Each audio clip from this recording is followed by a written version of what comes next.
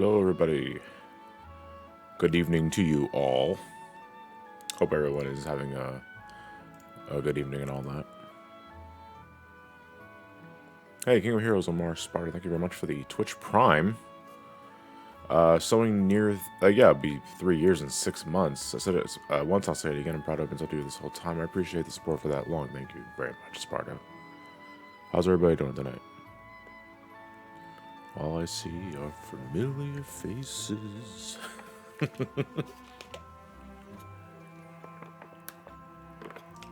Appreciate you coming down, Evil Rodent. Evil Rodent 06. That's the one with all the glitches. It's easy to break, but it kind of stained the reputation of the other Evil Rodent series, you know? Mr. King Jacob, thank you very much for the Tier 1. And Dynamite Entertainment did a Tier 1 4 hours ago, but obviously I was not live doing it. Yeah. So we're going to be spending the first part of this live stream because we're going to be going until around 7:45 because I have raid once more tonight, and then we are going to continue the world that never was, get to Zigbar, and then die repeatedly. A lot. Because yeah, Zigbar's not fun in these circumstances, given how sporadic he can move. That's one thing that I think is really going to catch you off guard is going to be that not so much the big barrage, but that giant blue arrow he shoots. That you Right. use the reaction plans for. Which is, there is a way to manipulate his AI where you will do a warp counter twice, but leave the third one alone. And you can just go directly to him while it's going that, and that fucks with his pattern, but that requires dexterity that I just don't have them. I just don't have them gusto for tonight because I said it earlier in the chat before I went live that I'm shaking off the cobwebs because my sleep was actually pretty fucking miserable today, which is a shame too because it was actually pretty good for like the last week and a half. And then all it takes is one night for... My case is slightly different. Yeah, I got my ass kicked at the last job, so I'm like beat as shit too. Yeah, I feel you. Hey, you could probably hear it in my voice. It's a bit low than what it usually is, but it's fine. If you get into your, some call me ASMR for tonight, along with the occasional goofy shouts and Donald, then I got a treat for you. Get a sleep schedule for Christ's sakes in all caps. Wow, do you just tell people that are depressed to stop being depressed? Just saying, JC. Oh shit, I'm cured. I'm cured.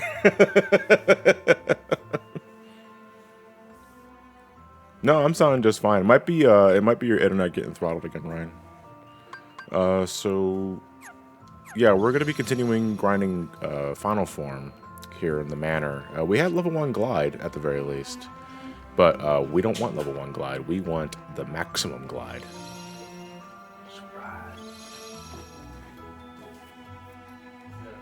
Yo, what's up, Mark?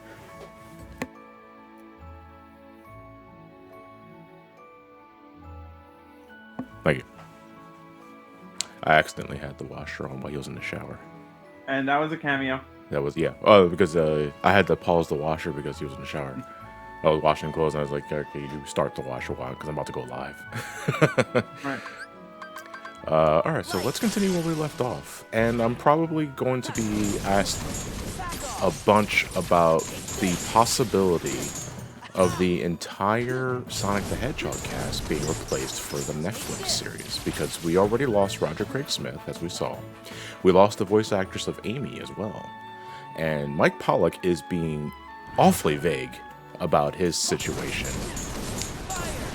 Which is, that can go either way, because it's very reflective of a similar scenario where, you know, we lost Jason Griffith and like the 4Kids cast after Unleashed and Black Knight, but Mike Pollock got to stay.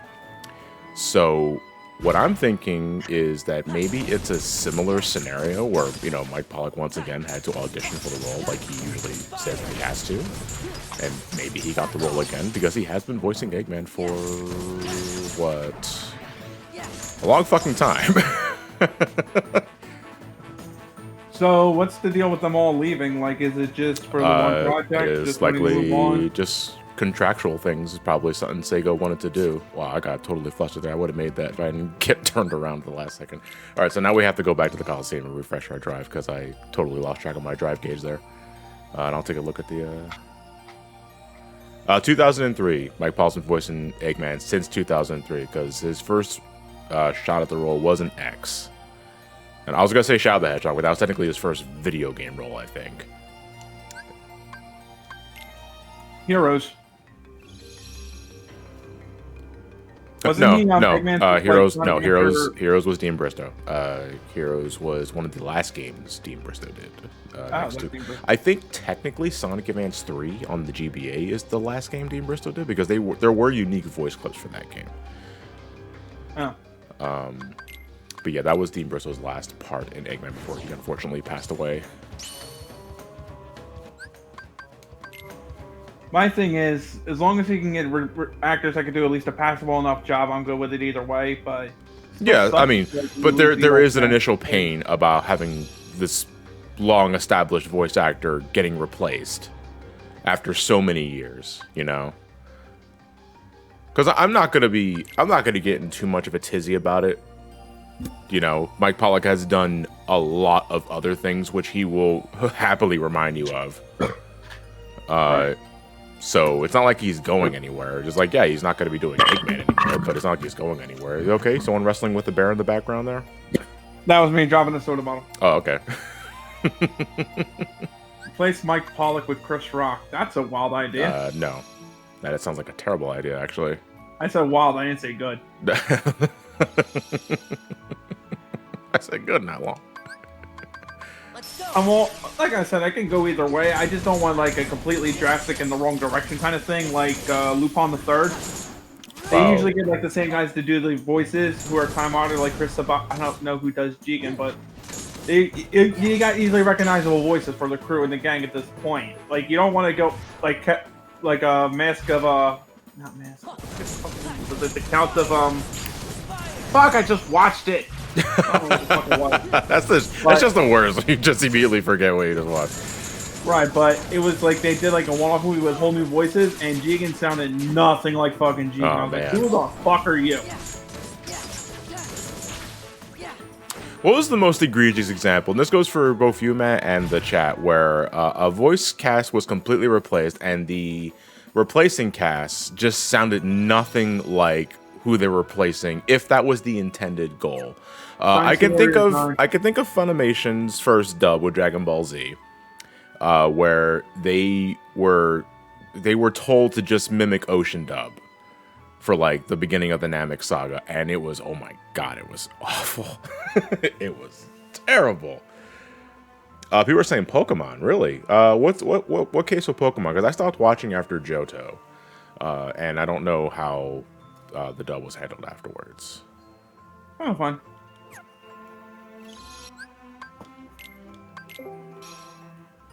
Zach. Oh yeah, you know Zach is nothing against the dude who voiced Zach in remake, but fuck, what was the guy's name in Crisis Core? The guy who voiced Zach. The guy who voiced Zach in Crisis Core, yeah, and Birth by Sleep, because he was a good Zach. He was a great Zach. Fuck, he's on tip. He's on tip of my tongue. Rick Gomez. Rick Gomez. Thank you very much. Yeah, Rick Gomez was phenomenal in the role of Zack. And he did not return for a remake, sadly. But I got nothing against the dude that did it. He just like it was definitely a younger sounding Zack. For me, it was Dynasty Warriors 9. Like the entire cast got changed around, really? And it was a case where they tried, because Dynasty Warriors 9, they were trying for some more historical realism and, you know, Dynasty Warriors and all that. But I like that mocking tone. Dude, the voice actors they got combined were so fucking bland. Like, oh, man. It was a case of if you closed your eyes and just listened, unless you heard a name pop up, you would not know who the fuck's talking. Oh man, it's kind of like a homogenous role. Yeah.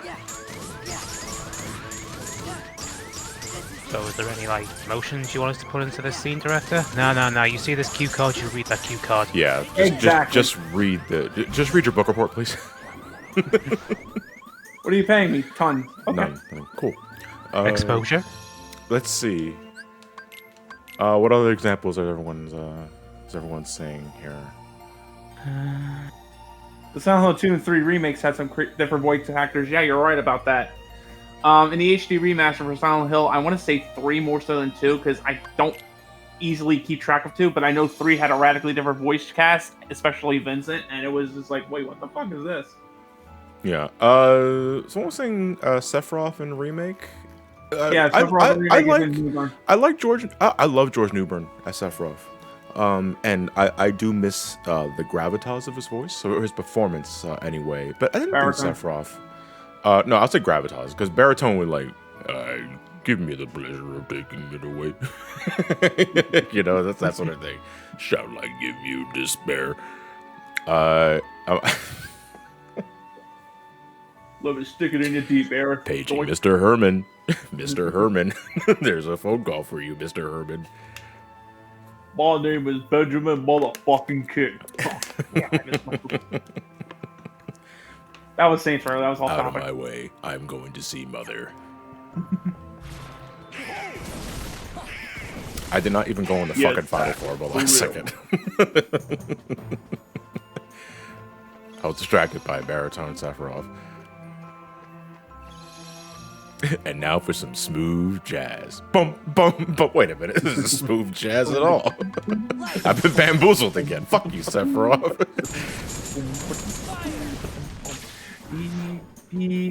Fuck! I even just forgot what Winged Angel right there. Oh, you're trying to like a jazz rendition? Yeah. Of a Winged Angel? I'll be there. I love to hear that. Hey man, Johnny and I have just been playing through Vector Zero Mission and Aria of Sorrow. What are your thoughts on those and any tips? Loved Aria of Sorrow. Start farming souls. Get the good ones. Which ones they were, I don't even remember. Aria of Sorrow is really easy to break once you get the right souls. And the right weapons, too. Like, don't underestimate the weapons, too. It's not really not much advice I can give you, because I don't think Aria of Sorrow is that challenging of a Castlevania game. Like, it's not as brain dead as Harmony of Dissonance, because that, oh my god, that game got really fucking brain dead. But Zero Mission is also pretty easy. Even as a Metroidvania in general, I think it's a relatively simple experience. So I don't think you really need advice on that. Just sit down and have fun with it. Sequence breaking it's straightforward as well. Oh, that is I love doing the Ridley first route compared to doing Crate first. Trying to give respect to like the NES game doing that. I'm about to run out of Triform again. I lost track of time. I mean, if you want a Truplex, the original Metroid, you can skip both of them and go straight to Torian. I don't like doing that, though. We already got the Jazzy One Winged Angel for us. Thank you, dude. I appreciate it. Thank you, Evan. To answer you, I don't know the details offhand, but just like how 4Kids tossed out all the previous Sonic VAs, 4Kids had that happen to them by Pokemon in 2006 near the end of Hoenn. Well, I mean, that's also kind of the case with what happened to the Sonic cast, too. Which like kind of led into this whole discussion. I think it was TCPI decided to they do it internally, and then they tested the waters of that with an OVA called Pokemon The Master of Mirages or something like that. Yeah. That was one and you go back and watch that now compared to how it's done today. Wow. They've come a hell of a long way. Yeah. Because that OVA is pretty darn rough. I am not going... I'm going to be bummed if Mike Pollock is not voicing Eggman anymore. But, again, the dude's a prolific voice actor. He's got there's always ton under his belt. And there's always another job out there. Yeah, exactly. And that man puts his fucking effort in. God knows he's already wasting enough time responding to all of your dumbass tweets. I say that with sincerity, for the record. But it's like, man, I don't know how the hell that guy does it.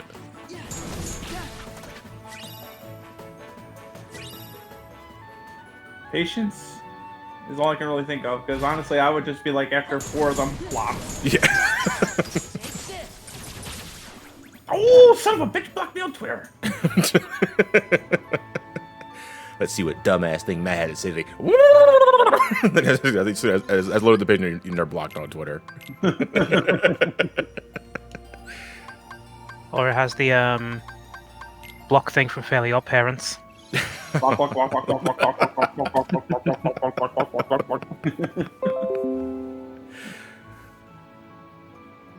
thank you, Windows. Very cool. Thoughts on Japanese VAs getting to keep their character for more than 20 years while Vietnamese VAs always get replaced? Not sure what the work situation is in Japan, where they always love, where it's a very work-centric culture, but here we have like a similar work-centric culture, except we love to abuse our workers to death. And so whenever voice actors and actresses get into unions, they end up getting blacklisted a third of the time, solely because unions protect their abilities to protect the workers from getting abused or being forced to work long hours under really tight crunches and shit like that. So that's why whenever some actors and actresses get into unions, they get blacklisted, and instead they look for replacements so they can avoid having to pay the dues and costs. Yeah, I'm not entirely sure how it works in Japan compared to America for voice actors and actresses to remain in their roles for decades upon decades. Because, I mean, the go-to example to think of that is Goku. Goku has been voiced by the same woman since the beginning. Like, since Dragon Ball. And she's in her 80s. 80s, yeah. Yeah. Late 80s to the 90s. It's crazy she's still Masako Nozawa, thank you, Sanyago. Do you think she like secretly longs for death? No, I think it's just because she knows she's good in the role. She's heavily respected in the role. Fans love her in the role. It's just for the fans at this point, you know. It's like, yeah, she's how old is she? She's 84. She's 84. Jesus. And she's still rocking those fucking pipes. Dude, my personal we do have an equivalent. Well, except it's only one role. Pat Carroll for the voice of Ursula. Yeah, yeah, exactly. Okay. Pat Carroll. Give me strength. Wonder how old she is now. Pat Carroll has to be in her 90s, I think. Jesus. Can somebody actually do a reference real quick? Because I can't do a Google search right now. I want to know. Yeah, thank you. Let's see. PAT. 93. What? 93 Jesus. years old. And still rocking And it. still rocking Damn. it. Yeah. James Earl Jones still voices Darth Vader. However, they're very on and off again with James Earl Jones. Because I think in like the video games they just get a Vader sound alike. I know in Rogue One they got James Earl Jones back, and to me, if you ask me, it's really obvious because his voice has aged a bit. Though I love him in the role regardless. But yeah, it's if they're up for it, I mean, I don't really see the harm.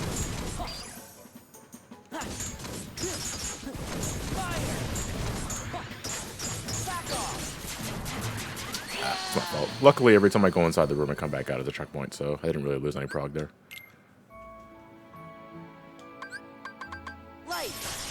How old is Haley Joel Lament? It's Osmond, not Lament. it's Haley Joel Osment. You tried to Yeah, I know. I'm not gonna judge because autocorrect does that to me all the time too, and it's the fucking worst. The thing with Haley Joel is that he has the benefit of Sora aging after the first game, and the thing about voicing teenagers in either cartoons or anime is that you can technically be as old as you want. As long as you can sound young enough, it's fine. Or you're Dante Bosco. Who's that? Rufio and the voice of Zuko, as well as Jake Long. Okay. Basically, that kind of curse where no matter how old you get, your voice will always sound like you never finished puberty. Perfect for a voice actor. Hey, it works great for in his case. Yeah, absolutely. Take advantage, man. Know your strengths and apply. Exactly.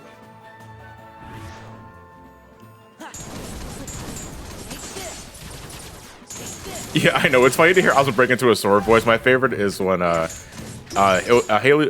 He was a doctor in some movie where he was talking about swabbing urethras, and somebody superimposed Sora on top of the audio clip, and I thought it was pretty fucking funny. My one favorite bit in this game, or at least I'm convinced was a throw-in line still, was when you're back. It was halfway through the game when Mickey starts giving you the info dump, and then he ends it with, "You see, it all makes sense." And Sora's like, "It does." It does. That is, it's Kingdom Hearts 2's equivalent of, "Did you get that?" No. Fuck, I forgot the drive form again. All right, I gotta go. Gotta go back. Oh to yeah, the Frank Welker. He's 74 now. I met him last year. He's an absolute sweetheart. Frank Welker is The voice of Fred from Oh, Scooby-Doo. yeah, that's right. And He a is, lot like- of other voices. He still rocking Fred since the 60s. My God. Yeah, as I said, I met him last year. He's an absolute sweetheart. No, I believe it.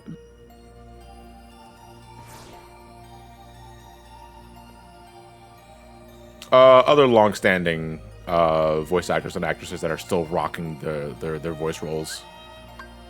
Like for specific characters, like in specifically, I think that I feel that's what's more impactful. Someone in chat brings up Rob Paulson and Maurice LaMarche. Rob Paulson was Yakko in Animaniacs. Pinky. I mean, he's done a lot of shit. He could still sing that song too. Yeah. Fucking what's the hell? Optimus Prime. Peter Cullen. Peter Cullen. That was his name. Kevin Conroy still voices Batman too. Yes. Yeah. Kevin Conroy's been rocking Batman since the early '90s.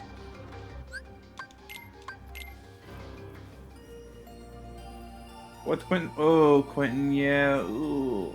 What? Sexually harassing girls on Twitter. Yeah. Okay, Oh. but that's kind of like that. That kind of derails the conversation, though.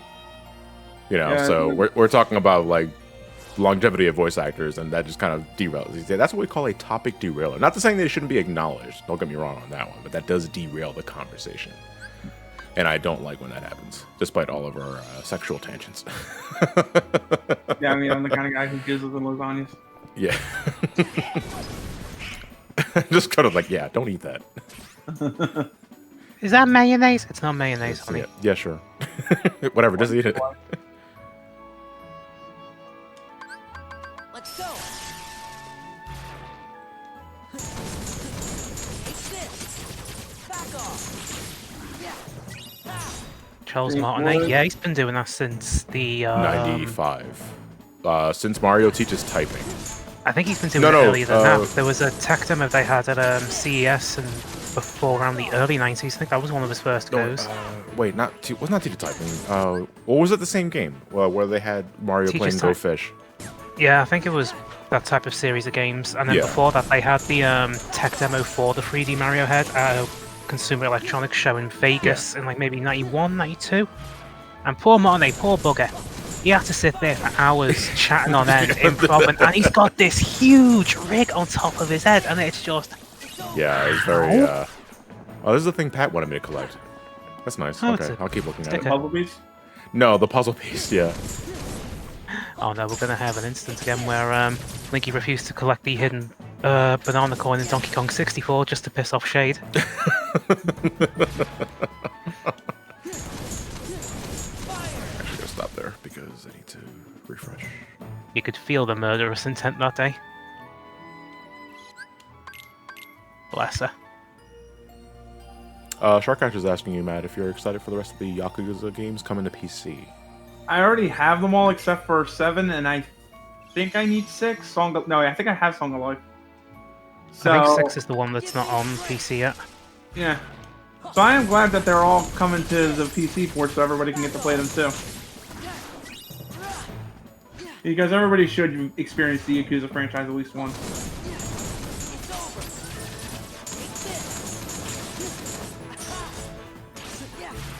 So I'm pretty sure that nobody was dead for like 10 minutes ago. Oh, I didn't go inside that room. I should probably I don't go see it inside blow that up. I don't see it alive. If I don't see it poof and smoke, it's still alive to me.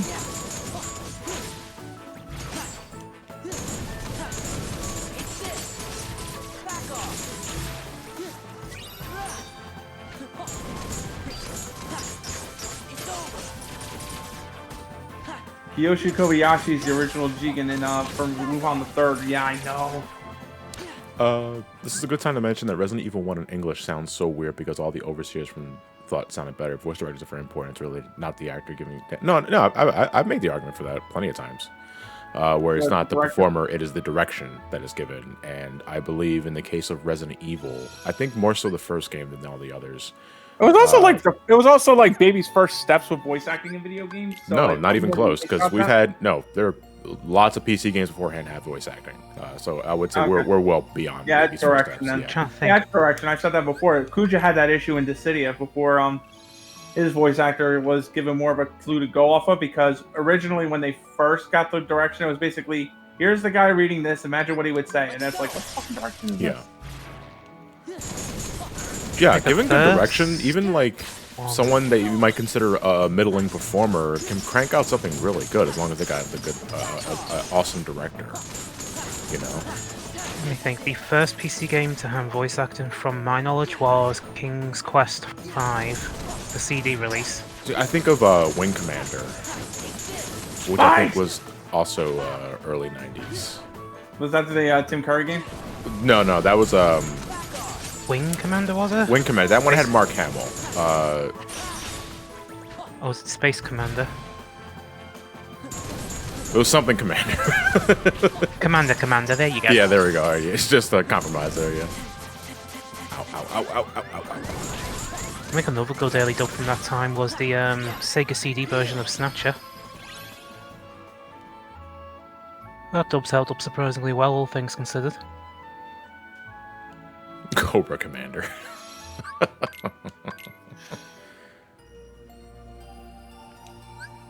I'm gonna put my foot up. Oh, that's going for. I forget what he sounds like I nowadays. thought you were like Guildenstern from... It's very like high English for a second. pitchy, screechy. Give me strength. It's over. It's it. It's over. Sword, do you even know what you're doing at this point? No! Not really. No! It's got an injury left leg, though. It's got restless leg syndrome. Yeah.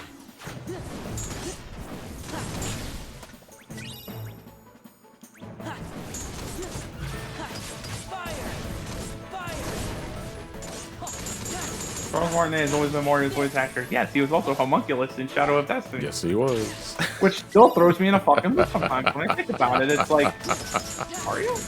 He was also Abilities. a little more obscure, depending on who you ask, but he was also the mayor in the Stardust Crusaders OVA, JoJo, the one that gets fucking bodied by Dio before getting murdered. He was also the final boss in Jet Set Radio. Really? I can't remember that. I think it was like Rokaku or something like that.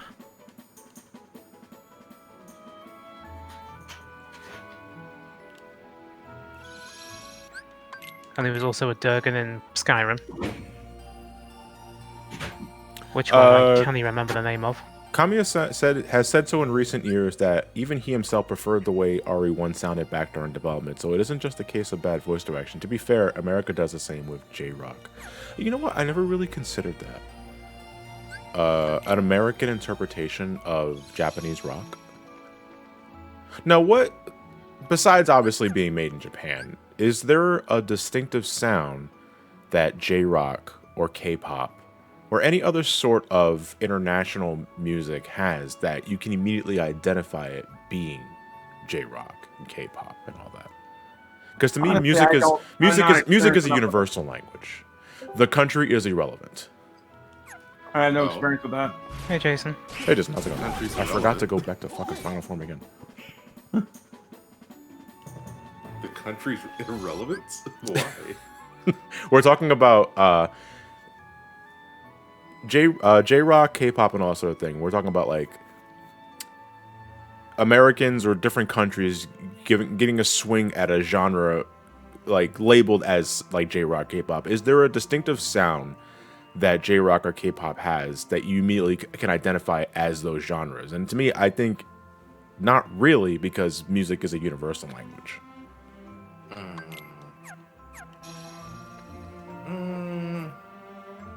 I don't know about that one. Give me strength. I mean, I'm again, it's a discussion, so. I have no experiment. I have no experience with I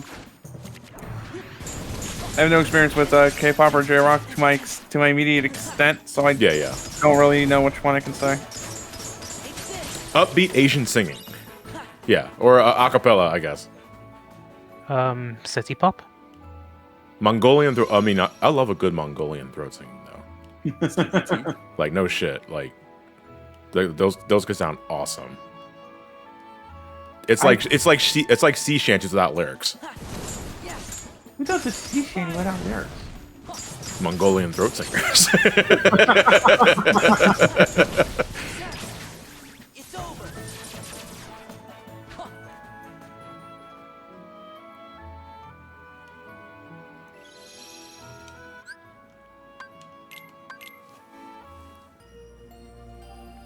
Why has Metroid Prime 4 vanished off the face of the earth? I mean, besides development restarting, which they explicitly said, the pandemic.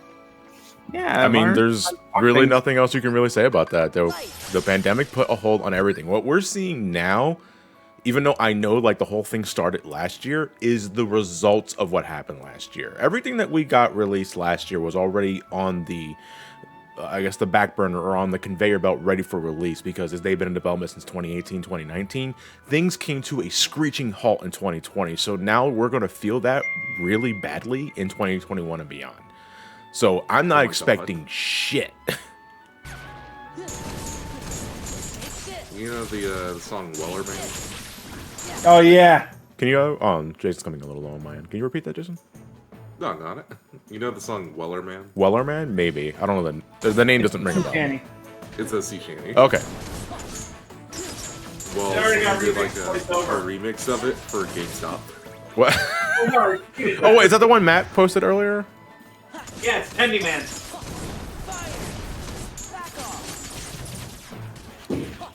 Bayonetta 3 also vanished. I wouldn't be surprised if Bayonetta 3 was secretly scrapped and restarted. When was that announced again? Because it's been a long time. It's been a long time. I want to say 2017. But Matt, where's the Tindy Man Yikes. thing? What about the Yanks? Where's the Tindy Man? The Tendy Man. Yeah, that's basically the that's the sea shanty remix made of the Wall Street Bets winning, kicking the shit out of Wall Street for a minute.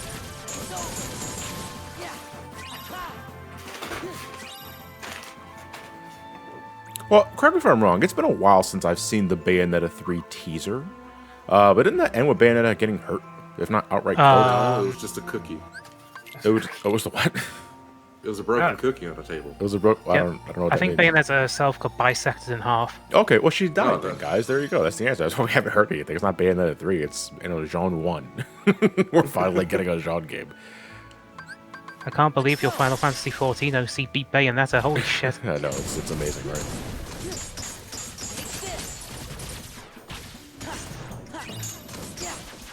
You know what? We probably would have heard more about it if we weren't all blocked. Maybe that's the issue. We literally blocked everyone so it can't get trending. Because didn't he like use a cookie or whatever on a table that was broken into the shape of a 3? To Someone gotta announce finish that Bayonetta cookie. 3 like a year and a half before the official announce. Oh that my no God. one knew.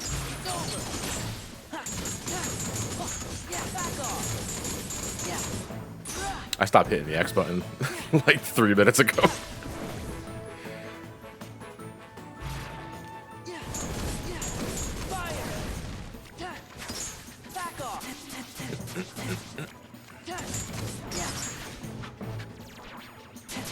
Yeah, it's fine. Also, don't expect anything in Breath of the Wild 2 this year. It will be a fucking miracle if it happens. I am not expecting anything. And I know it's a shame, given that a lot of games are celebrating their anniversaries this year. But what are you gonna do? You can't fucking wish the illness away. Well, I can try. Give me that monkey paw. Jesus, please. Perfectly think. It goes alright. Turkey's a little dry. The COVID's a little dry. Not with that attitude.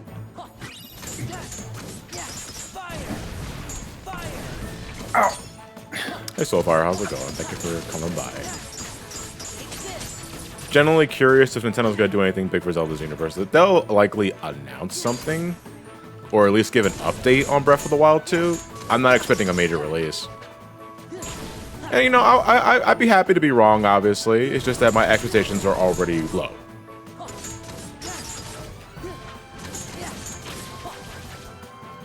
Truthfully, Jesus can't help us either. Zelda 3D All Stars. Oh my god! And you know what the fucked up thing is? 3D All Stars actually sold really well.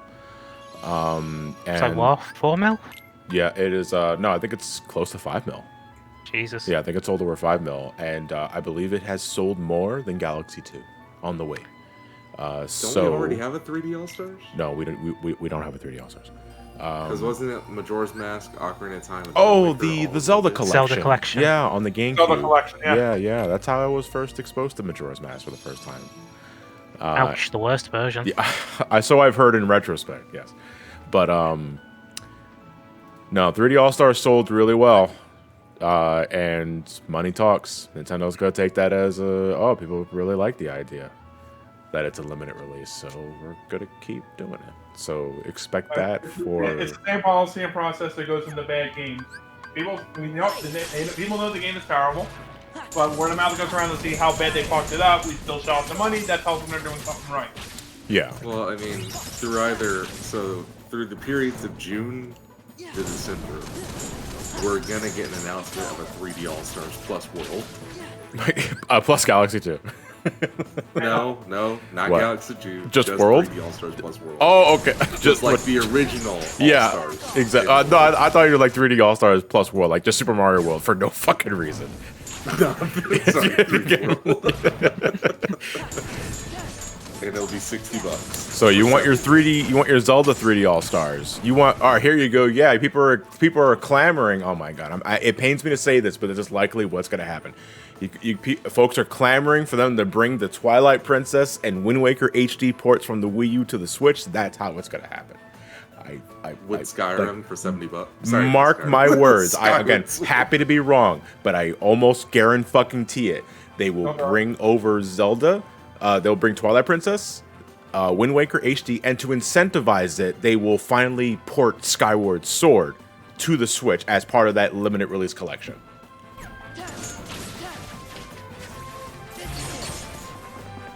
When you're oh, you know what? No, do you know what? Because I forget that. Wait. Or something of the sort. Hey, Ryan. How are you guys doing Ready to today? go. I'll do it fine. I was going right. Doing all right? I'm literally grinding. Yeah, I figure so. Perfect time to jump in and just hang out. Okay, cool. Is the project done? I have to keep it vague. They requested a few minor changes, but otherwise it's done, yeah. Okay, wait for my signal. You guys are hiring on Mike Pollock. Sorry, what? Wait for my I said you signal. guys are hiring on Mike Pollock. No. A fifth member. The We fifth did member. interview him like God knows how many years ago. If you remember that video, John. And even then, I do remember that Mike Pollock interview. And that's where we first find out that Mike Pollock did some work in hentai, like in his earlier yeah. days. Yeah. Got put bread on the table. You know, I say that though. Yeah. He probably still does fucking hentai. He just doesn't talk about it. Because voice actors and actresses will do anything just to pay a bill. You know what I mean? Yeah. Yep. She told me herself when I met her. Scale and pay plus 10. I'll work for you. Fuck it. Damn right. You have It's to. just your voice. It's not like you're using your body. People in the audience have to understand that it's like you have to get to Simpsons actor level big to actually just live off of one show. Yes. Yeah, you have to potter from job to job. Not necessarily. Even the brain in question got a voice role in The Simpsons. She still needs to do all the jobs debatable. But then again, that's because California is like one bedroom, 1,600. God knows what she's trying to say. Yeah. But then you're gonna run into the issue of like the whole AI voice where you can make the heavy or the Sarge do any sort of line whatsoever. That because creeps you got me out, 20 though. years of voice clips. That creeps me out. All that reminds me of is what the last episode was Chef in South Park, Yeah. where all the dialogue is just them chopping up his various. But see, that's words. different though, because that's just that was intentional. yeah. No, but that's repurposing already recorded lines. This is using an AI to mimic a voice, and fucking with it so that you can, I guess, engage in conversation with the lines given to it, and that in itself bothers me. Fair. Linus did it as well for one video, where not only did he get an AI train an AI for his voice, but he also had a completely different person do the review. So it wasn't even him. They did a deep fake on his face. Oh god, man. See that? No, that bothers the hell out of me, and it fucking bothered the hell out of me when they was it Rogue One General? No, Grand Moff Tarkin. When they brought Yeah, they CG Peter Cushing back, and it's like it doesn't look right. I just find it really fucking eerie, you know, because the man's been long dead. Grandma Tarkin. Grandma.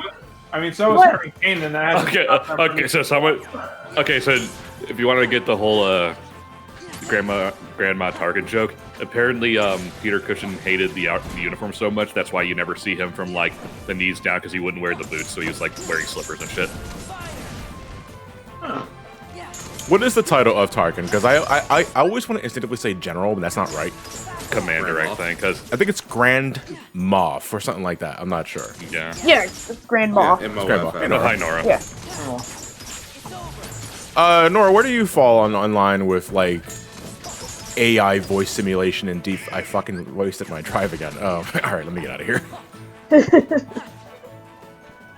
What you mean in terms of like bringing people back as actors and stuff? Yeah. It's fucking creepy. I hate it. Yeah. Like, I fucking saw the what was it, it was the MJ concert, I want to say, and I was like, wow, The hologram one. I hate this. Yeah, the hologram one. Yeah, I like the holograms for like fictional characters like Miku and stuff, but bringing back Deadfield, it's like, yeah, that's kind of the bad like taste. what was the Yeah. most recent example I could think of? I think it was like with one of the Kardashians or some other shit. Or Ugh. Oh yeah, it was with like I think Bring back Kanye the got dad. like Kim's mom. Or dad or something, yeah. Yeah. it's gotta be. All right, so the mom's still alive. It's the dad that's dead. Yeah, the dad it- passed away, and Yes, the dad. they brought him back via like virtual Hologram. simulation. Like, Yeah. it's so fucking weird, man. Like it's like I don't know, man. It's like some sort like necromancy is finally a thing, and it's in a way that I really didn't want it to happen. They do it, they try to do it as gestures of love, but then again, I guess you can't spell necromancy without romance. So. It's Well, like according to all the tabloids at work, they're getting divorced now. So I wonder if that had something to do with it. maybe. Who cares? Yeah, that's Oh, I Kanye don't was know. calling butt fuck nuts. Now, to be fair, I do think the man needs help. Like, really, like, he really does need some fucking help. We're talking about Kanye now. Yeah. Okay. Like, you can clearly No, the dead tell. dad. The It will help fact him is, like, he's got a bring crick in his him he's got a back. crick in his neck, and he hasn't been the same since. But Yeah, but like I said, dude, like, you can clearly tell something got knocked loose, and he needs, like, a it might have been the death of his mom. Like I think the death of his mom hit him really fucking hard, and I think he is having the bitchiest time recovering from it. Right. Are you winning, son? Man, it sucks because like you go back and listen to Kanye's older shit. It's like, man, he's still a really good musical artist, but like, holy shit, dude. Man, that's how you feel about R. Kelly nowadays. I felt that about R. Kelly a lot sooner than Kanye, though. To be fair. So you go to a concert day one and you come back, it's like, anyone else smell urine? Like, it wasn't just me, right? Like, I wasn't sure about that. Anyway, I mean, it was fine. The music sounded great, but it's like, I smell piss for some reason. It's really bizarre. For whatever reason, they didn't ask for ID either. Oh. How many more nobodies need to die? I'm not sure now until we get our max level, glide. Well, let's get Lewis in here. Well, they'll give us one more. See, I get that reference, but it sounds so mean. Where's the brain scratch, guys? Which one's the nobody? but Everyone except John is a nobody. yeah, it's cool. Wait, I thought I was Oh, somebody. fuck. Now we gotta get into the Marilyn Manson discourse, speaking of nobodies. Oh my god, Oh boy. Oh. what happened with that? Is it Let me allegations? feel like basically? this. Manson has a long-standing problem with being a colossal asshole. Okay, It that ain't I've just heard. women Yes. Either. He's fucked. In the Golden Age of Grotesque album, he repeatedly pissed off and harassed John 5. He stiffed Madonna Wayne Gacy. I don't know the guy's real name for the record. I'm just going off stage name. One of his long-standing keyboardists, he completely pissed off and stunted and jilted out of money. And then there's like the women in his life where he could just not like fucking treat right for the life of him. That. So it's like there are the more cynical minded, i.e. jerk offs will go, well, they just want some money off of him. Like, this is Manson. You might want to, and don't get me wrong. I like the guys. I used to like the guy's music up until Golden Age of Grotesque, but Yeah.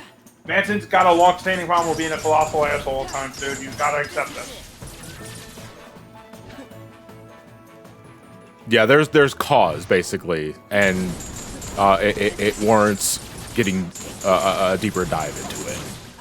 You just don't immediately brush it off because you don't do that. Yeah.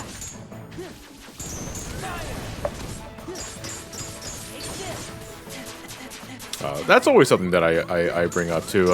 I think we brought the topic up a couple of times where how far are... I mean, obviously it depends on the severity of what the artists did, if they did anything devious or just outright fucking malicious in their life. But they are also responsible for creating some of the greatest music known to man. And I always bring up Michael Jackson because... You mean Brad Buxer? Brad... No, that's... Not Brad Buxer. I understand that reference too, but separating the art from the artist, like, cause I love Michael Jackson music. Michael Jackson music is some of my favorite tunes of all time, and I still listen to them to this day because I've grown up with them for as long as I can remember. But in the back of my head, there's always that little nugget of he probably molested those kids, you know. Johnny, don't you remember? He was caught by the buzz, so he beat it. Oh my god. Oh no. And when he was at the Neverland Ranch, he sang "You Are Not Alone." They accused him of being bad. Remember the SUV? Watch the trial. It's a thriller. Oh, beat me Exactly. to it, son of a bitch. Remember the SUV video we did? Do you guys really just go based off of whatever you read online? Are Yeah. you really that much of a tabloid junkie? But yeah, my uncle's bringing up. Let's see, Harry Potter is kind of a different thing because I'll be honest. After I read and finished Deathly Hallows Part 2, I dropped Harry Potter. Like, Same. Really fucking hard. Once the final book was out, I was like, okay, I'm done. I don't need any more. you know, I enjoyed the journey, but I feel no reason to go back to it at all. And I saw the first Fantastic Beasts movie, and I was like, okay, this is all right. It's pretty much the Hobbit of the Harry Potter films, and I just have no reason to go back to it. And it doesn't even have anything to do with J.K. Rowling. It's just more like I'm just not interested anymore. Like, I'll be real, like, I did try and read some of her post-Harry Potter books, like, the Casual Vacancy is currently holding up a broken shelf for me right now, so, like, that probably says how much I cared about that book. But it is one of those things where it's like, the more you read her post-Harry Potter books, it's like, wow, your views are really starting to affect your writing here. When And when it clearly starts affecting it, then that's when it gets My pretty fun. personal favorite, and I think this is my biggest dumb shit moment of my own life, was like, wow, she really named the only Asian in her book Cho Chang. How the fuck? Yeah. It's also just one of those. You literally made billions writing a book. Can't you just go away? Shoot. Wingardium Leviosa the fuck out of here, please. Varda could Barda Baban. No, I don't want to kill the person, but it's like, you know, we're like, please just stop talking. Go away. Like, you have money to buy 17,000 speedboats. Yeah. Please just get off of Twitter and stop talking. That's all we ask. We kindly ask you to invent magical wizardry duct tape and apply it to yourself. Preferably around the gob. As for separating the art from the artist, it's easier to do when supporting the art doesn't benefit the artist financially. For instance, Michael Jackson will no longer get money from me. Yeah, it all goes to the Jackson estate now. Or, I mean, whoever the hell runs that. And I suppose that does make it easier, but I always feel that little feeling in the back of my head regardless, you know? Yeah. Like, That's why I didn't fucking go see Ender's Game, because fun fact, the author of Ender's Game is a colossal piece of shit who, like, donates a lot to anti-LGBT organizations. And so it's like, I don't want my royalties going here. Yeah. So what was the first clue with that, though? The whole bottling farts thing? Or Can I get context for that, please? Yeah, because bottling No. farts is one of the few. Yeah, that's something Matt does. It's referenced like 5 or 6 times in the actual novel. And it's so random.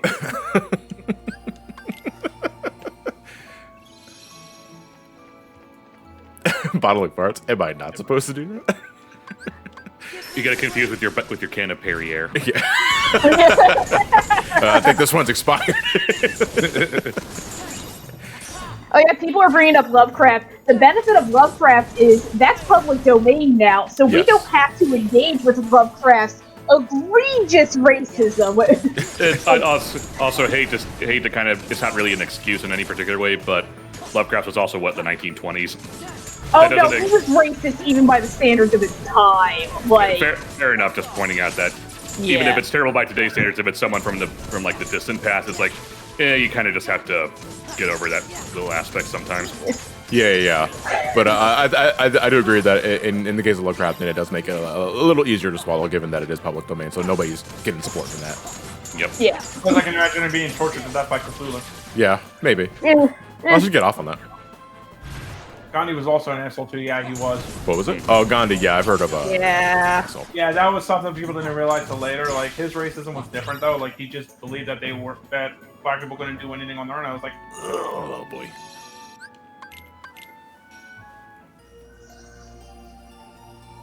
Remember when? Hold on a second. Random Iron Man tangent. Yeah, that was this guy again. Another someone doesn't like our topic, so they're trying to derail the conversation. No, we will keep talking about separating the art from the artist. If we're gonna talk comic book stuff, did you see the animated Justice Society movie trailer? No, I did not. Give me strength.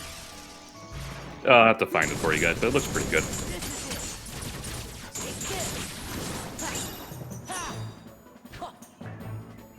Okay, people are talking about the nukes thing, and I can see people in chat taking that seriously.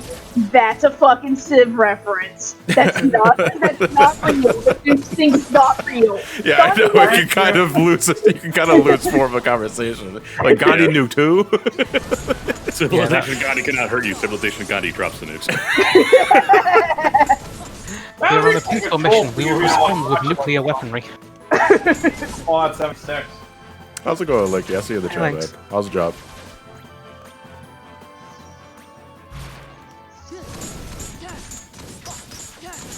Are they serving caviar at your store yet?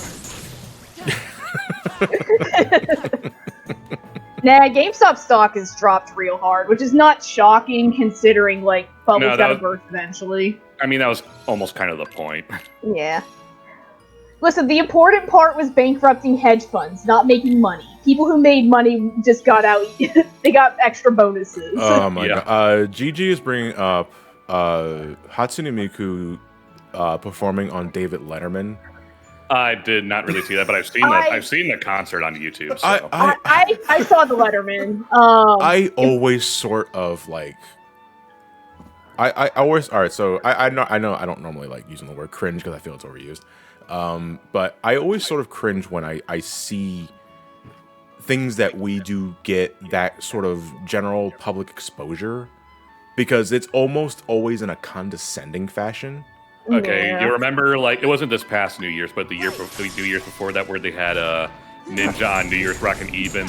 He was doing, the floss and shit, and it's like no Yeah. one cared and no one really paid attention. Yeah, to it. It's because like, that is outside of his element. Like it is completely outside of his. I remember. It's like, look at that, Ninja. You're kind of a nobody when you get outside your Fortnite bubble. No, Potato I've got ISP, another it's not a matter of gatekeeping. It's more of, I'm not saying that the general audience can't and shouldn't enjoy what we do. I don't really give a fuck what anybody does. You do whatever you want to do. It's a matter of what they're showing is clearly not intended for the venue in which it's being presented. Yeah, in a way, it almost kind of ends with them being laughed at because of what they do. I think of one reason, one that was really fucking uncomfortable for me was when Markiplier was in Jimmy Kimmel.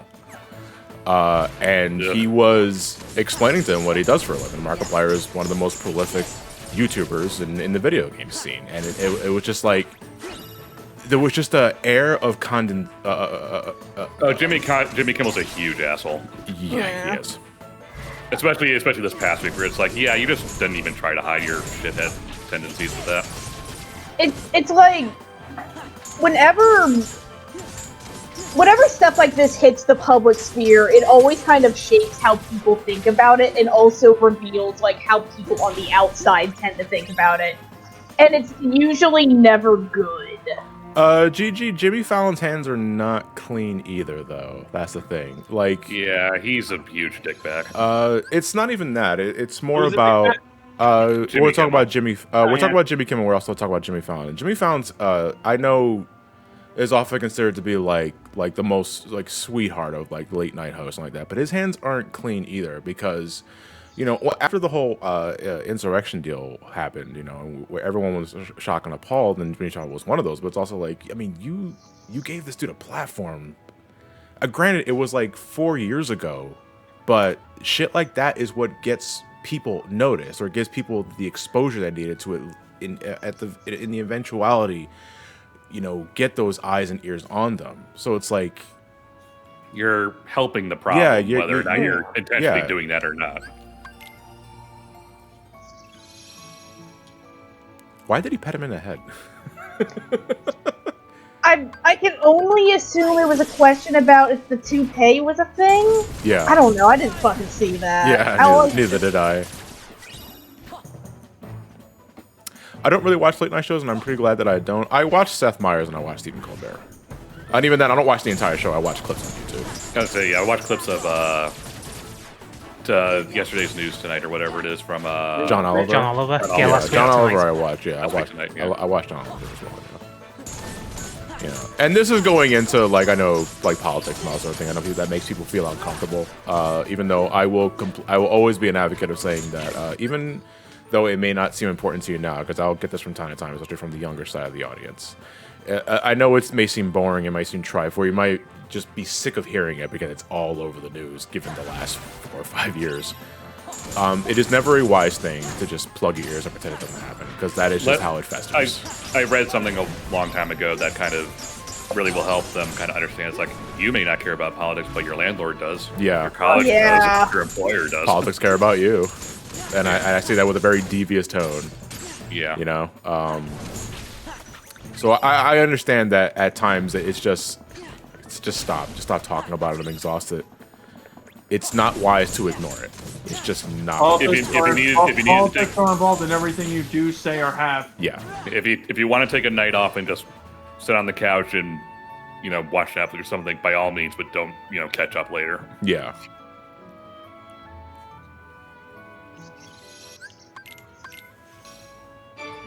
Hello, everyone. I'm Scott, president of Domino's Pizza. Oh my god. Oh my god, no! Today, I'd like to announce a new collaborative project featuring Hatsune Miku. Domino's app featuring Hatsune Miku. Yeah. The fuck? What the hell did you just expose us to? Anyway. Okay. All right. I guess we can now go into favorite virtual idols.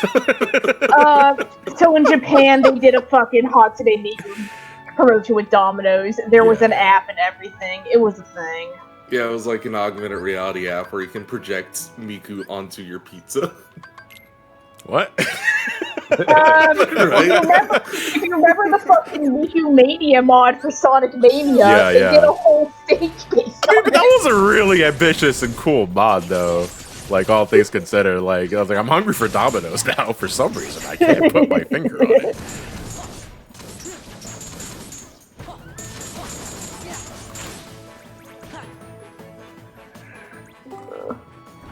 Who joined the call? I can hear it. I got stream mode turned on, but I can hear the notifications from someone else's headphones.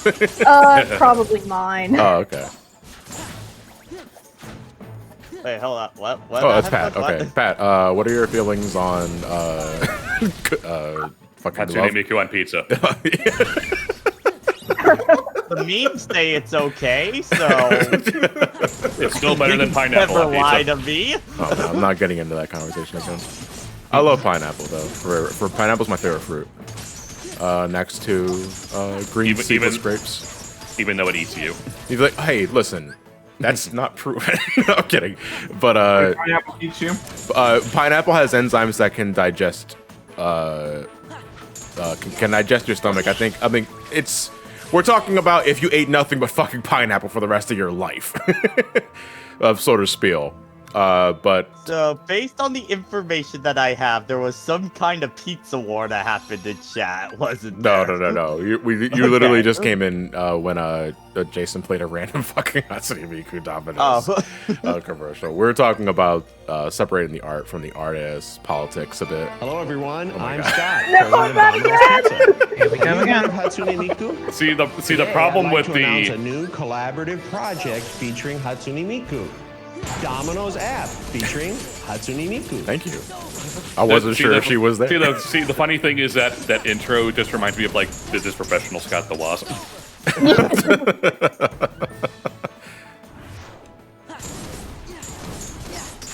No, Jason has a soundboard too, and so do I when it wants to work.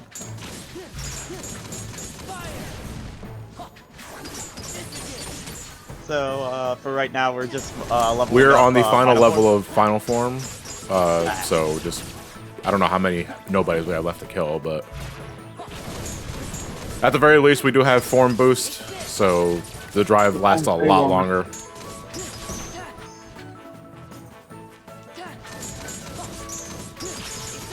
Man, what I want to see is for Final Fantasy 16.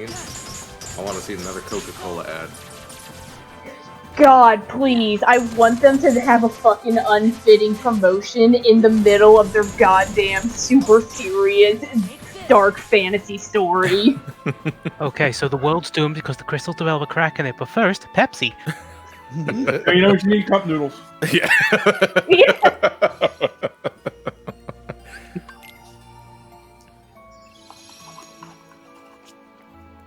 Yeah, Code Geass has lots of Pizza Hut product placement in it. Omega X is asking, what are my thoughts on Melodies of Life from Final Fantasy 9 and Eyes on Me from Final Fantasy 8? I love Melodies of Life more than Eyes on Me, though I think Eyes on Me is also a beautiful song as well. 8's soundtrack entirely is fantastic. Like water and water and water, water and water and water. It takes water. everything in me to play that game because of just my prior experience with it. But that soundtrack was an instant win in my ears. It's a delight. It's Julia, a delight. Martial Law, Force Your Way, Man with the Machine Gun. Some of my favorite chain of final boss musics in the series too, because I love Legendary Misha? Beasts. I love Legendary Beasts. I love Man with Maybe I'm a Lion. Maybe I'm a Lion, especially, and the Extreme. Yeah. There was also a Premonition, or Success. Yeah, it's Premonition, the one that plays when you're fighting the Sorcerer's Battle. Yeah. Well, just kind of going back to the whole like product placement discussion. Yeah. Man, there is nothing that makes me hungrier than fighting the Russians and being behind Russian soil, trying to keep the world from falling apart from nuclear weapons. So I'm gonna sit back and have a calorie, mate.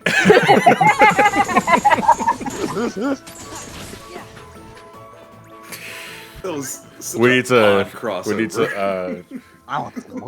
to start discovering the themes and the repercussions of nuclear deterrence. But first, I have to eat this bag of Doritos and drink my Mountain Dew.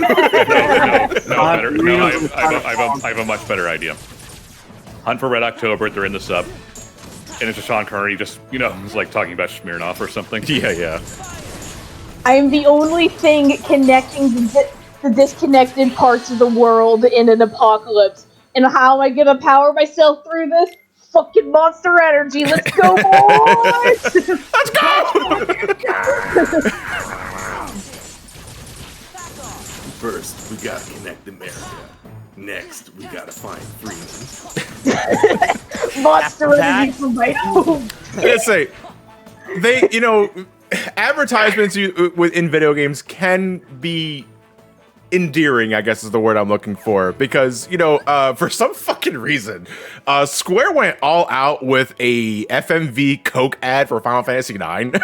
Yeah, it's weird. It's like, and it's a decked out FMV. Like, you'd see this in the game at some point. I don't know when. Maybe when the Queen died. Let's celebrate with a Coke. But Pour one out. yeah. Well, no, they did Coca-Cola ads for years. Have they? Okay, but not to the extent of 9, to my knowledge. I believe Parasite Eve also has a Coke ad in it somewhere. That's a different kind of Coke, though. Parasite Eve allows you to pick up Coca-Cola as a consumable healing item. Really? That's I don't mind the idea of like if you're doing like a real world kind of game, so you have like Right. billboards of like actual procs stuff. That's fine. It's just don't overdo I'm it. still weirded out by the Pepsi machine in original RE2. Or Which Burger Kong. I wish they kept. But you see, Burger Kong is at very least just a lawyer-friendly version of it. Of Burger King, This yeah. is just a straight-up fucking Pepsi vending machine in the police station, and I kind of wish they kept with it. I still think. Beat the game with tofu and you unlock Pepsi, man. Yeah. What were you saying, Pat? Square. I think Square, still one of my favorite ones is just like the very 90s kind of like ads from like N64 era and stuff like that. I think still one of my favorites is like the Ocarina of Time like Fanta one or whatever. Was there a Fanta commercial for Ocarina? It of was Time? basically somebody's playing Ocarina of Time. Link sees a Fanta in a chest, and then he just starts drinking it, and then like he's like rips control from the player, and the player's just trying to figure out What's going on? Link, You are no longer in control. I think Mario had a similar one, but I think it was for Milk of all things. Yeah, it was from Oh Milk. yeah, I saw the milk one recently. Oh, the Mario 64 milk commercial is a classic. Yeah. Yeah. Johnny Come on, Four. Mario, jump. It's just one of those. Okay, kid, if you somehow manage to get to Wet Dry World, how do you not know about the second jump?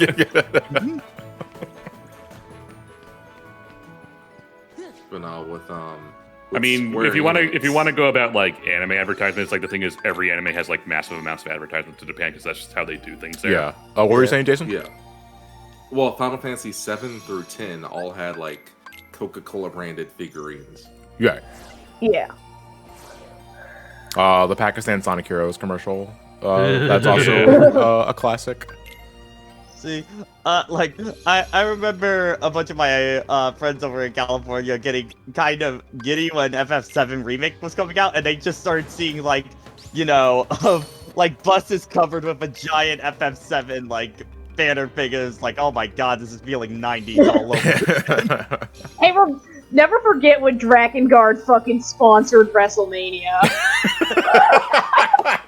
Well, somebody was mentioning Majora's Mask in WWF as well. I remember that commercial. That was my first exposure to Majora's Mask because it's the fucking Hardy Brothers. They were doing their jump rope thing. Glover He's got was 72 also- hours to save the world. It's like, man, get out of here. Hardy Brothers play Zelda. Get the fuck out of here. I remember Glover was also sponsored WWF at one point. I bet that paid off well. a Final Fantasy 7 boss's crash. Did Sephiroth do this? I feel like wrestling video game promotions are a fucking whole world in themselves because they're all wild. Are we talking just more of going past though, like mention them as a sponsor, like in the middle of the show itself, or like a dedicated commercial? Sometimes they'll just mention them as a sponsor, but then there's like sometimes they go way all out. Oh yeah. How much money is paid. My favorite, most recent example, it's not most recent, it was a couple of years ago, was when there was a 14 sponsor, I think in WrestleMania, and Michael Cole clearly never played a Final Fantasy in his life, because the way he pronounced Moogle and Chocobo, like as part of a sentence, was very disjointed, with Moogle and Chocobo. It's like, yeah, singular. Look, everybody, it's my favorite Final Fantasy character, Moogle. And there's Chocobo. What was the video game that Vin Diesel did a commercial for back in the early 90s before he got like big? Before he got big, Vin Diesel. Let's see, not Chronicles of Riddick, because that was after he. That was got much later.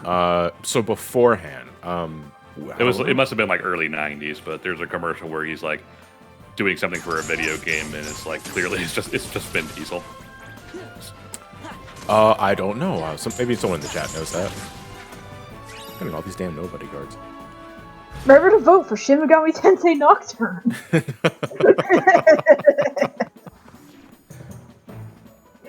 Man, That's a shame my Megami. favorite wrestling commercial, while we're on the topic of that one, I think it was a Sprite commercial starring Sting, and he beats the fucking shit out of a kid. Oh yeah. Because he was invited. So the American version of Segata-san. Yeah, it was. I think it was a WCW centric commercial. It was for Sprite, and the kid, as a birthday present, had Sting invited to his house, and it's like, they're obviously like playing it up, but Sting is literally beating the fucking shit out of this kid.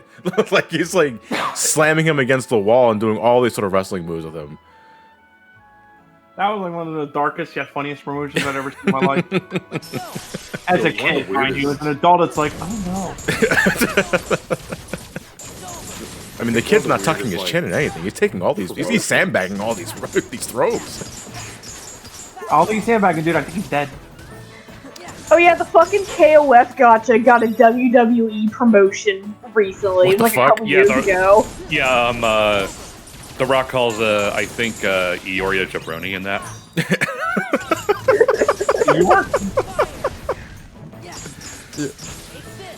That was a time on FGC Twitter when that came out. Yeah, they're playable in the Your game because mom they're gacha mechanics. So, I don't know, just seeing Geese and The Rock in one room is very, well, no, as they're saying in the chat, you can have The Rock versus Brock Howard. yes. It's Rock the Dwayne Johnson. Rock Adam. Now I'm just imagining Dwayne Johnson doing Rock's victory pose, and I kind of want that. I mean, he'd probably do it. Fast. Like with the someone flaming found the like dragon. wing and everything. Someone found the Dragon Guard sponsorship. Oh no! Can you play that, Jason? Can you play that, please? Where is it? It's in Twitch chat. Can you post it in the Discord? Yeah, I'll post it. Okay, McRonald from Japan is a very different thing. It's just everyone took those commercials and made them into something else. Oh, you're talking about McRoll and all that? Yeah. Yeah. The Japanese McDonald's commercials are. McGuy gets the final boss of the internet. That's right. That my guy. That's amazing. That's a classic. Yeah. I think a lot about how many people in America found Toho just through like that one. Yeah, that'd Bad be apple? wrong. No. I'm saying the Ronald McDonald meme because the one They did that everyone they thinks did a of is the Brit. fucking UNO and it's her mix with Ronald McDonald. Yeah, and they also did a Marissa Precious Thing one as well. Yeah. But then again, everyone remixes Marissa's still the Precious Thing. Ooh. Who died? Oh, it was Pat. That's it. They don't even talk about the game. We're not gonna talk about the game because I don't know what the hell's happening here.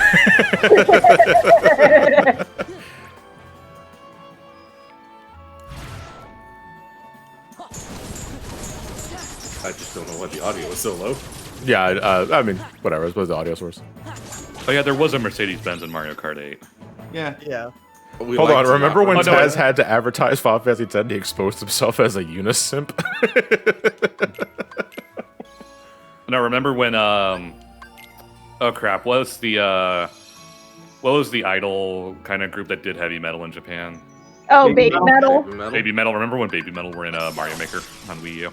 Oh yeah. That's right. Yeah, it was like Well, that Mario ones Maker that- had a lot of Mario things. Maker in had it. a ton. I guess they had to pay the Well, bills I somehow. also remember Baby Metal. I almost said Derry Gray. I was like, what's going on?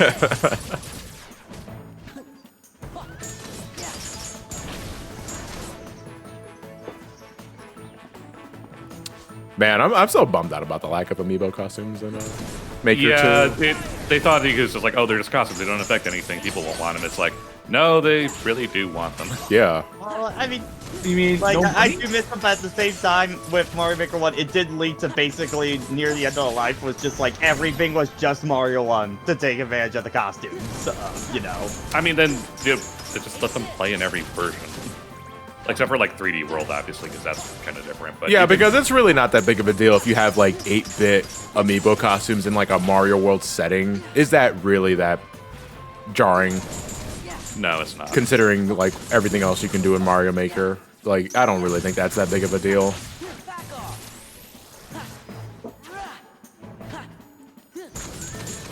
All I'm saying, just let me fucking be that one chick from Tokimeki Memorial Mario Maker again. They let you do it in Japan. Who is this again? The No idea. Sounded so fucking Japanese, main like girl that. from Tokimeki Memorial, which is like the OG dating sim, is an unlockable costume in the Japanese version of Mario Maker. Seth Green talking about Dragon Quest IX, really. But I mean, Seth Green, I think, Seth Green is kind of nerdy, so. Yeah. I think he legitimately plays RPGs like on his downtime. Or at least plays enough games to know, what this is. Yeah. Because, one of my favorite Robot Chicken sketches is actually the Final Fantasy VII one, where Cloud is a regular 9-to-5 worker at a burger store. Michael Mando, lesser known guy, Michael Mando, he did a bunch of live-action vignettes for Boss Montenegro of Far Cry 3, and some of them are fucking over the top nuts. Yeah. Hamburger. Right, Nisekoi was in Mario Maker. I've got to head out of here. I gotta, fortunately, help the neighbors set up their printer for some dumbass reason. Liar. Have fun with that. I would rather be bored than help my neighbor with setting up their damn printer. Oh yeah, Firefox brought up the Sonic talking about DBZ guy. Yeah. And he calls Piccolo a Saiyan for some reason. Now you see that's Piccolo. He's a Saiyan, just like Raditz. It's like, no, he's not. Sonic, that's racist. Well, it's also like, okay, Is you this might where have the been able to Piccolo in get away front of with the that Burger back King in like meme stems from? 97, but... You know what I've been seeing recently is the Piccolo in front of Burger King meme for some reason. I don't know where the hell that came from. I don't know where it came from. I don't care but for it that. keeps Like, going up I on my laugh every timeline. time because it's just the low quality image and the fucking Japanese music playing in the background every time I see it. I keep seeing the only Piccolo memes I've seen are ones where he gets like shot through the gut, but outside the gut is like a product placement for a food being line like he had to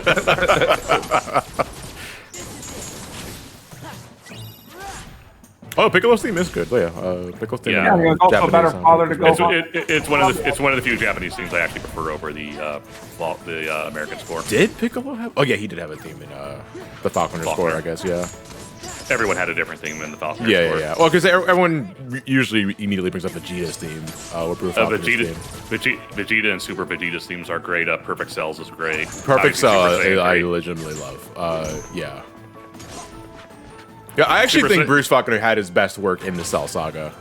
Yeah. Because I could take or leave everything before that and everything afterwards. Actually, now that I think about it. But well, besides Super Saiyan 3. Besides Super Saiyan Saiyan 3, yeah.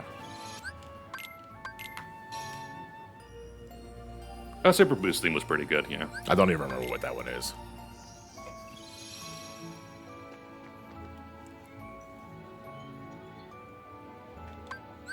Give me strength. God, I need you to work Saturday, but I have Lakers tickets.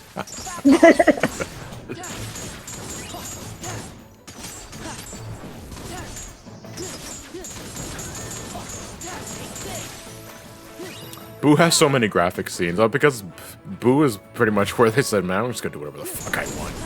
Yeah, Which is it's ultimately very a detriment to the arc in itself, because the Boo saga is not good at all. Like, yeah, but it's just regarding the Boo stuff, it's like that was when Toriyama just let his villain just be as violent as he wanted, for the most part. Because remember, because after Cell ended, like I started getting on and off with keeping up with Dragon Ball Z. Whenever new episodes aired on Toonami and all that, and it was a struggle keeping up with Boo. Because Boo is essentially a lot of shit doesn't really fucking matter in Boo Saga. Like it meanders and goes places and doesn't really do anything with it, and it's that had to do with fan reaction in Japan at the time and editorial bullshit. Because Toriyama was like, okay, we did Goku, we did Gohan, let's have the kids be the heroes. It's like for the kid, but the audience doesn't want the heroes. They don't like Goten and Trunks very much. Okay, I'll let Gohan be the hero again because they like him. It's like, no, we don't like Gohan because he's boring now. It's like, fine, Goku. That's usually why they end up. That's usually why every sort of thing you think of with Dragon Ball Z always goes back to Goku. Will this be the time Vegeta finally one-ups Goku? Fuck that, he will. Well, in Z it makes more sense because it's not even Goku who wins every time, because obviously Gohan wins all the Cell stuff. But it's like, no, the Super is when it's like Vegeta doesn't get fucking anything to do. No, he gets stuff to do. He just ends up cucking to Goku anyway.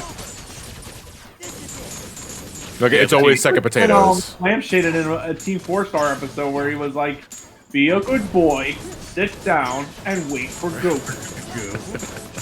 Or the couples counseling abridged one. And how did that make you feel? Piccolo didn't get mad when you showed up. Which again, if you want to see a non-abridged version of that, I have to mention it again. It's in the Buu saga, and it's after Vegeta is resurrected, after he self-destruct from Buu and all that, and he bickers with Goku over the fact that he knew that he held Super Saiyan 3 back in their fight when Vegeta was still under Majin Vegeta status, and you'd swear to Christ it was a divorce meeting. Yep. It's like you held back on me and you lied to me. Basically, and it's like what?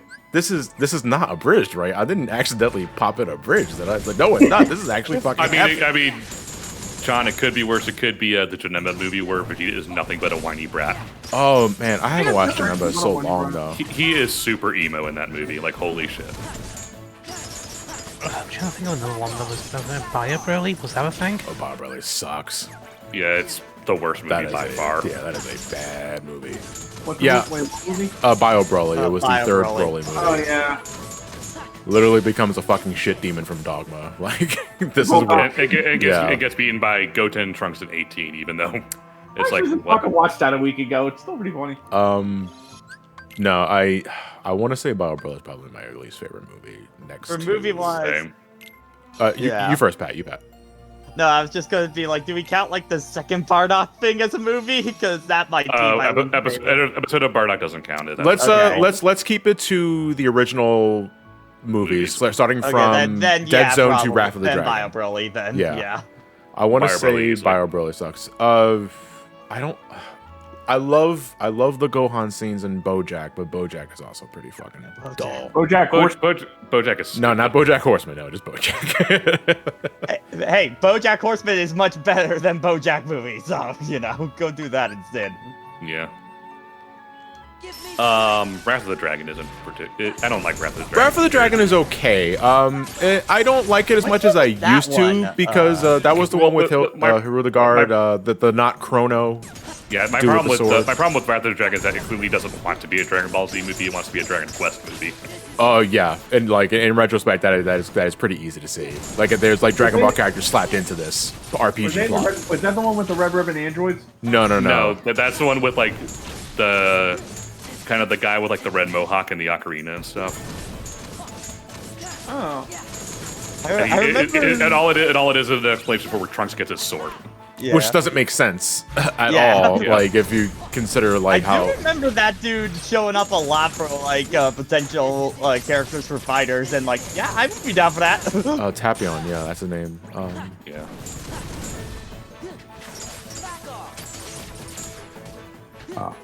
Sorry. Android 13 is funny in the dub.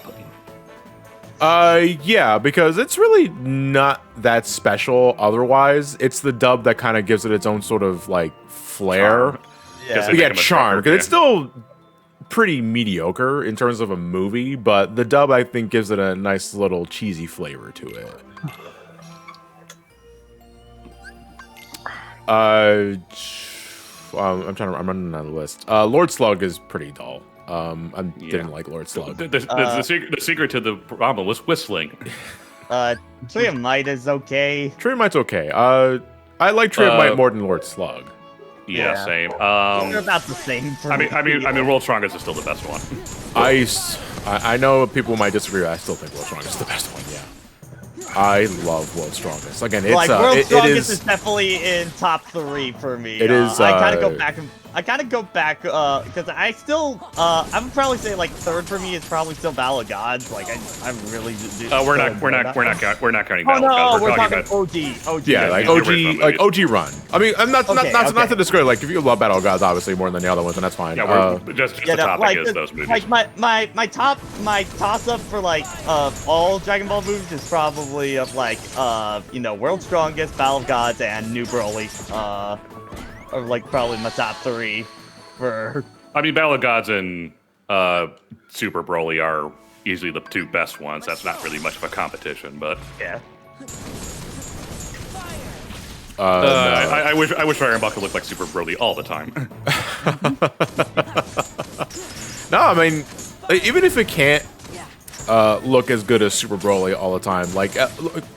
One thing that I can't knock the original movies for is that obviously they had better production values than a standard television episode, because the character designs were usually on point and the animation was stellar for fight scenes and all that. And again, that's kind of the reason why I love the World's Strongest so much, because that to me has my favorite design of Goku, where he had the defined cheekbones and chin, where he wasn't overly muscular. It was like a nice little compromise between his original Dragon Ball look and like Super Saiyan. Being an adult. Yeah, basically. It was also like before the fight choreography turned into let's zip around flying around as lines dash everywhere and repeat the same kind of animations. Yeah. So they actually had to choreograph shit. Again, it has my favorite fight sequences in Dragon Ball Z, where it's Goku versus the bio androids, whatever the hell they're. They had names too, and they were in Japanese. I don't remember what the hell they were. Well, Nori Toriyama, they're food names. Yeah, likely. Yeah, I was gonna say probably food names. The Bio Warriors, thank you. Sorry, I don't watch the Dragon Ball Z movies. I got really no opinion, so I'm letting you guys have the floor. No, it's cool. If we're also talking, but I'm also particularly picky when it comes to World's Strongest. This is really the only time like this when it comes to anything involving dubs and subs, because normally I don't give a shit.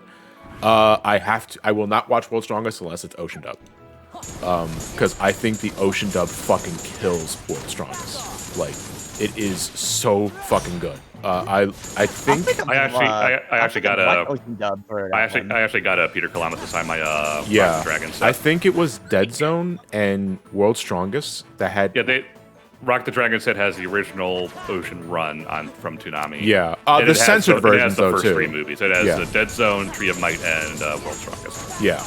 Because I think I've only seen the World's Strongest in Japanese. Although Tree of Might was weirdly broken up into 3 episodes to air on TV. And it still had what's this dude's name that voiced Goku originally in the English dub in Ocean? Ian something. I don't remember his name. He was also Bob in Reboot.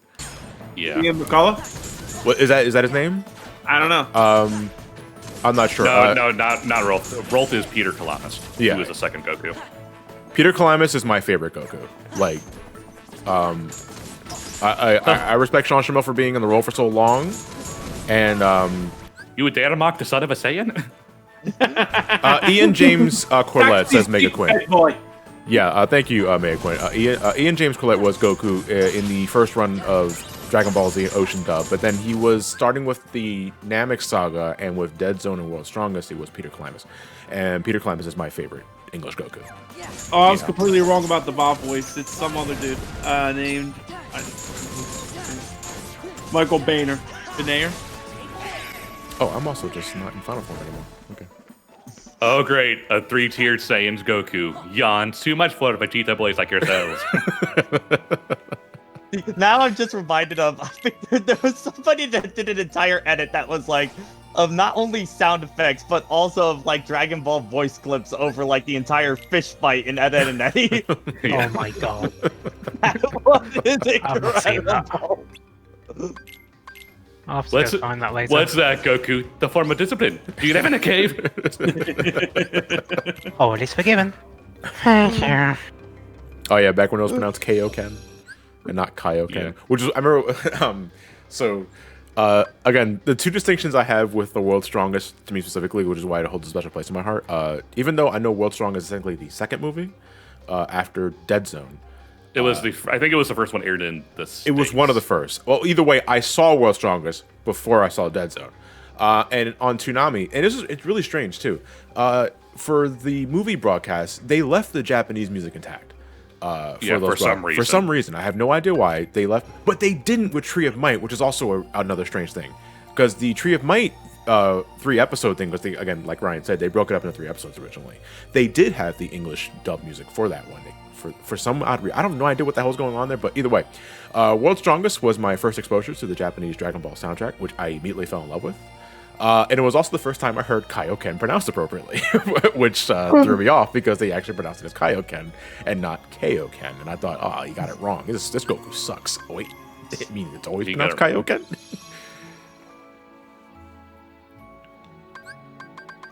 I also have a soft spot for Ocean Krillin's voice. Oh yeah, Ocean Krillin is cool. It's weird though because, you know, here at least in America, United States, the Funimation dub is all we really know past when Goku lands on Namek and all that. Ocean dub technically never left in Canada. Dubbing in Canada. And you can find... they go all the way through GT. Yeah, you can find clips of, like, the Buu Saga, and I think they did Cell Saga, too. Yeah, they did everything. And it's like, it's the same voices I grew up with, like, but it's so fucking weird. Peter left, and there was a third Goku, but otherwise it was mostly the same voices. I think Peter stayed at least until...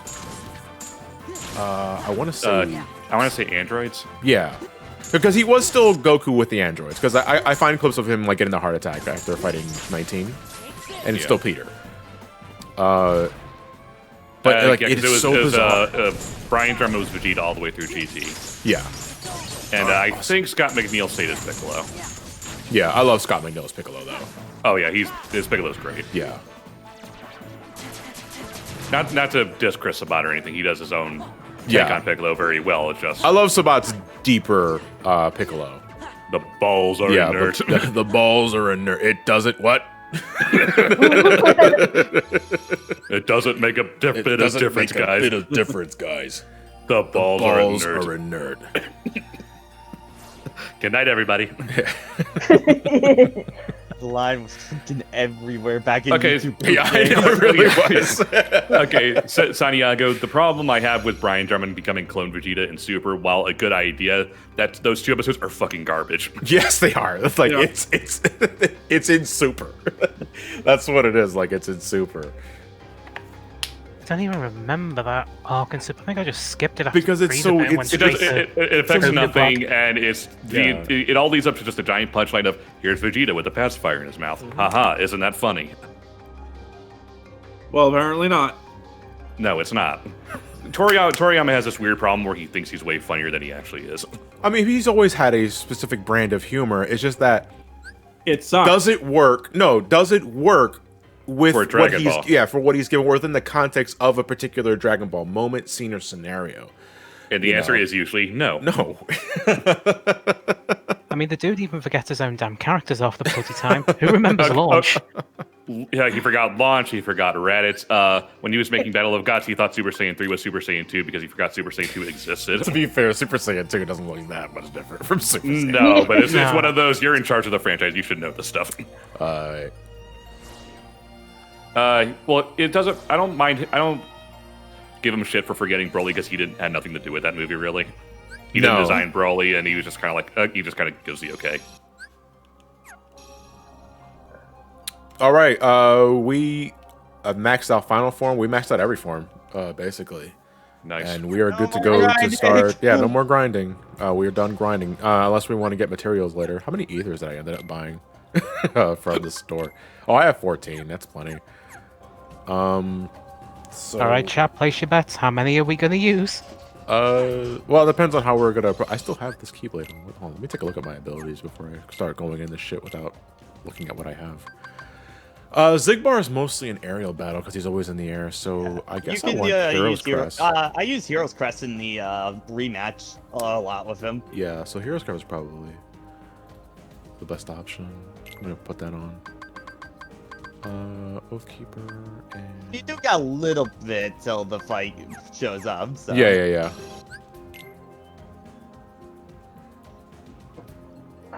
Oh wait, hold on, you know what? Before, let me check my aerial abilities too. Not gonna come on. No, I don't want that.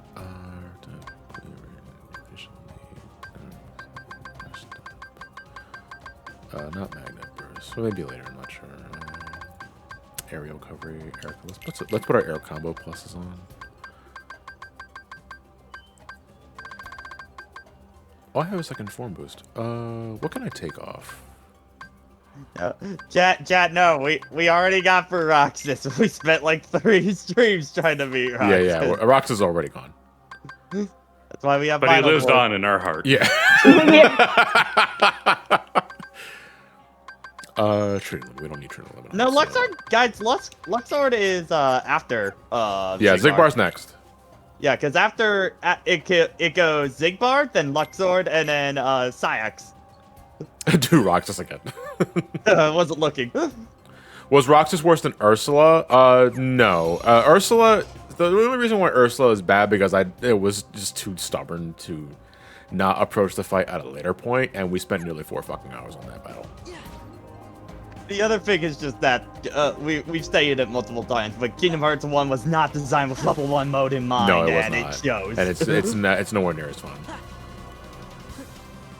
It's like, yeah, these might be harder, but they're not as frustrating, you know? They're better balanced. Yeah.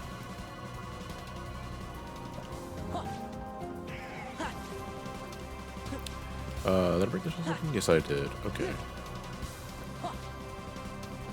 What am I doing? Why I keep doing the damn dashes when I have super glide?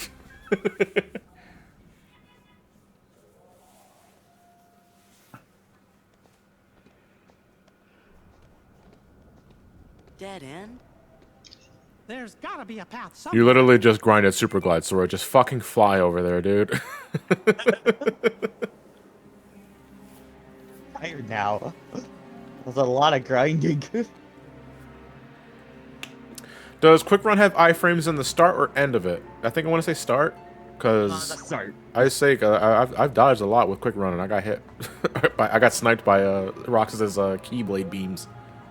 On Yeah, more it's than a number it's of at the occasions. start. I know it's definitely not at the end. Okay, You're the fire that feeds Sora's anger. but not as much as Riku. He feeds his fire more. How strange. Hot? Yeah. Hey, I mean, I've always been on the Sora Riku ship, you know. I feel like it says a lot that, like, Kairi kind of just exists to be Sora's designated heterosexual love interest.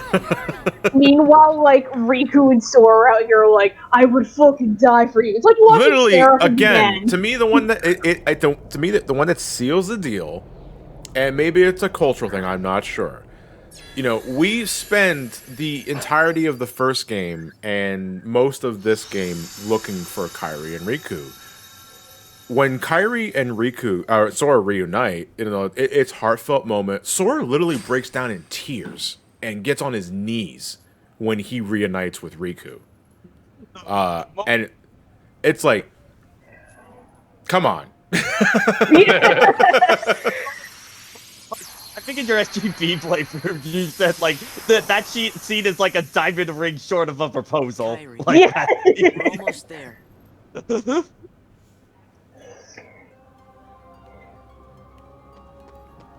It's like I used to see all the fucking time when I was more involved with fandom. People complaining that people were always about their yaoi ships and the fucking, like, not shipping the pro tag with the designated love interest. And I'm kind of pointing at Kingdom Hearts and what it does with Sora and Riku. It's like, this is how these things happen. I mean, when it's very brazen like Kingdom Hearts, sure, but usually Like- it's just, hey, these two characters that are clearly not into each other, they're just close friends or whatever, and it's like, oh, you're gonna ship them, so okay, Naruto whatever. literally ends with Naruto and Sasuke holding hands.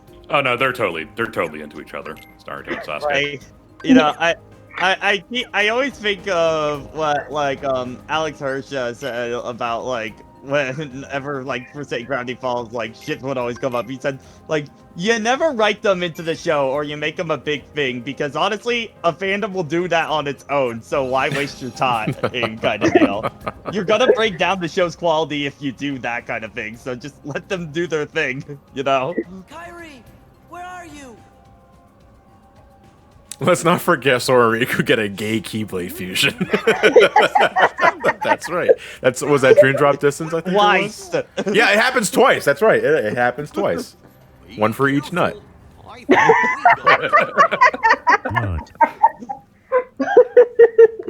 That's called docking. Yeah. Next time I play through Kingdom Hearts 3, I'm follow that the nut Keyblade down. They're not- Lord, those they're boys not- gay. they're not blade. Good for them. Before the fruit, they're together forever. Kyrie, I'm afraid leaving is not Just an now option. imagine it like Quick, Riku, we have to touch Keyblades. Just the tips.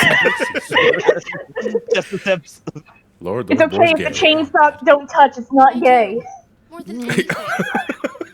But not with you around. If I had a heart, Just say, man. Just go all the way. It's like just fucking go all the way. Obviously not now. They're teenagers and all that. I'm not saying teenage romance can't be a thing, but it's also like in the future Kingdom Hearts universe, like 10 years from now, Time skip whenever needed. yeah, well, like we need a time skip, and it's like this is Sora and Riku living in the same fucking house, or at least paying the same high end rent in an apartment complex somewhere. I don't fucking know. But it's just like go all the way, man. I don't give a fuck. I literally don't give a fuck. Just go all the way.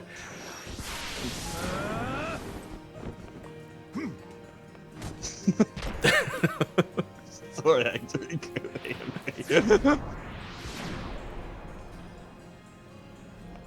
Wait. What just happened? Was that a gay thing? It's always a gay thing. Bless you, Square Enix. I do love, I think this is like one of the first times we hear Riku's theme for Kingdom Hearts 2, You're really here. specifically, and it's really good. Two guys share Keyblade. Bonus points that she lift the hood up and it was fucking Billy Zane. It was like, oh, like, I remember that, dude. You're great in Titanic.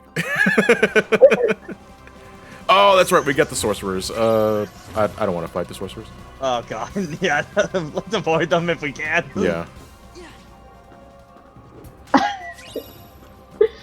By the way, I still miss Billy Zane as Ansem. Ansem specifically, because I really think he did a great job as Ansem. Yeah. Oh, I never collected that puzzle piece inside the mansion. Yeah, that mansion piece you deliberately Hey. pointed out near the start of the stream. I think I mentioned Oh, that good last goodness. stream too. It's just like, can you get that please? Where's my... No, that's, can I get Chicken Little here? Because I got Dragoons here. I completely forgot there's a mandatory encounter here. I can do this. Hold it. This is it. Yeah. Hold it. This is it. Hold it. Yeah. Hold it. Back off. Please help me. Get him in a bind, for God's sakes. Do your job. I mean, thanks for healing me at the very least. Yeah, His that's, existence is actually doing something useful for once. Where am I going? he certainly didn't bring the box office numbers, that's for sure. Wait, hold on. Other way. Yeah. Wait, oh yeah, because it automatically moves for me. Okay, that's right. I'll keep looking for another exit. How did I get here? Yeah. Dude, I hate that shit. You fucking go into another room and you forget the reason why you went in there in the first place. And then you turn around, you go do something else, and then 10 minutes later, it's just like, oh, Oh, That's right. Yeah. Me, right, that the oven me. was on fire. Well, that was what I was doing.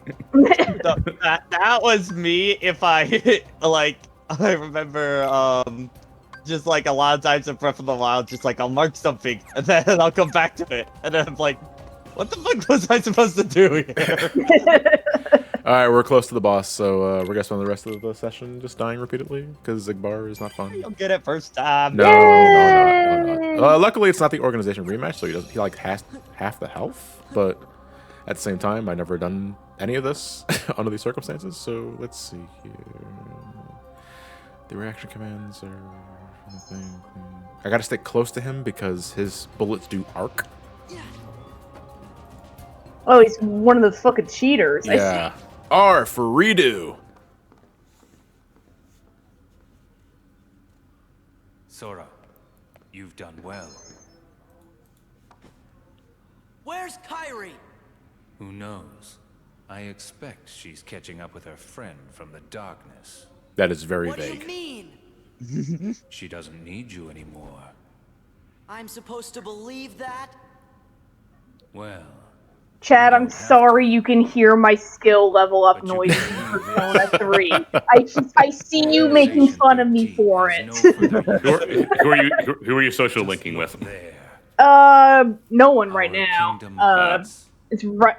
No one was available to hang Thanks out, to so I'm you, just fucking we've collected leveling countless stats. hearts. Usually it's the other way around, where you have like a conga line outside that's waiting for you outside once class is over.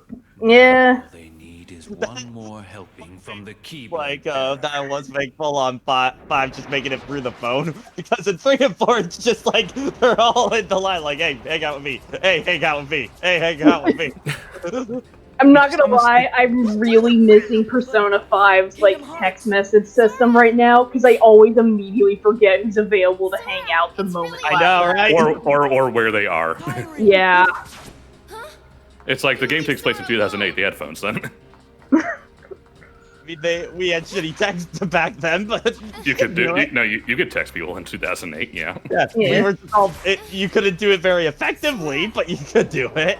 I mean, you could do it decades before. Who had this magical thing called a pager. Yeah, we're gonna Yeah. we're gonna age the chat very bad on that one. If you play Yakuza 0, you're gonna be using the pager You ain't a gonna lot. do shit. No store is completely hopeless without us. Come on, Riku. This time I'll fight, will you? Because I don't think you're going to. Recently, I did an art thing with a friend of just like, where we just spent the day like trying to recreate Keyblade designs, and one of the ones I took was Kyrie's, and God, Kyrie's one makes no sense, like, as a 3D model. That thing is a nightmare. Perfect.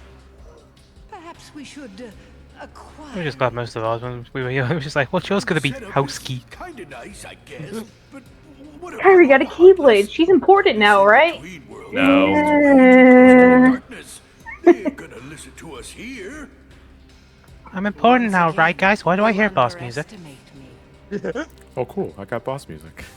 Yeah, sure, Kyrie. Just let's go over there. It's a weird fucking green tile there that was just glowing. Was that a window? No, I think that's just a texture error. Yeah. You're on the PlayStation 5 compatibility, right? Yeah. Yeah, I'm playing this off PS5. Then some of It you, doesn't bother me. It doesn't bother me. It doesn't bother me. It bothers me. It bothers me. It bothers me a lot. all right, starting over. Why aren't these RGB texture values right? There's an A value, damn it. Count Dooku. Saruman the Wise.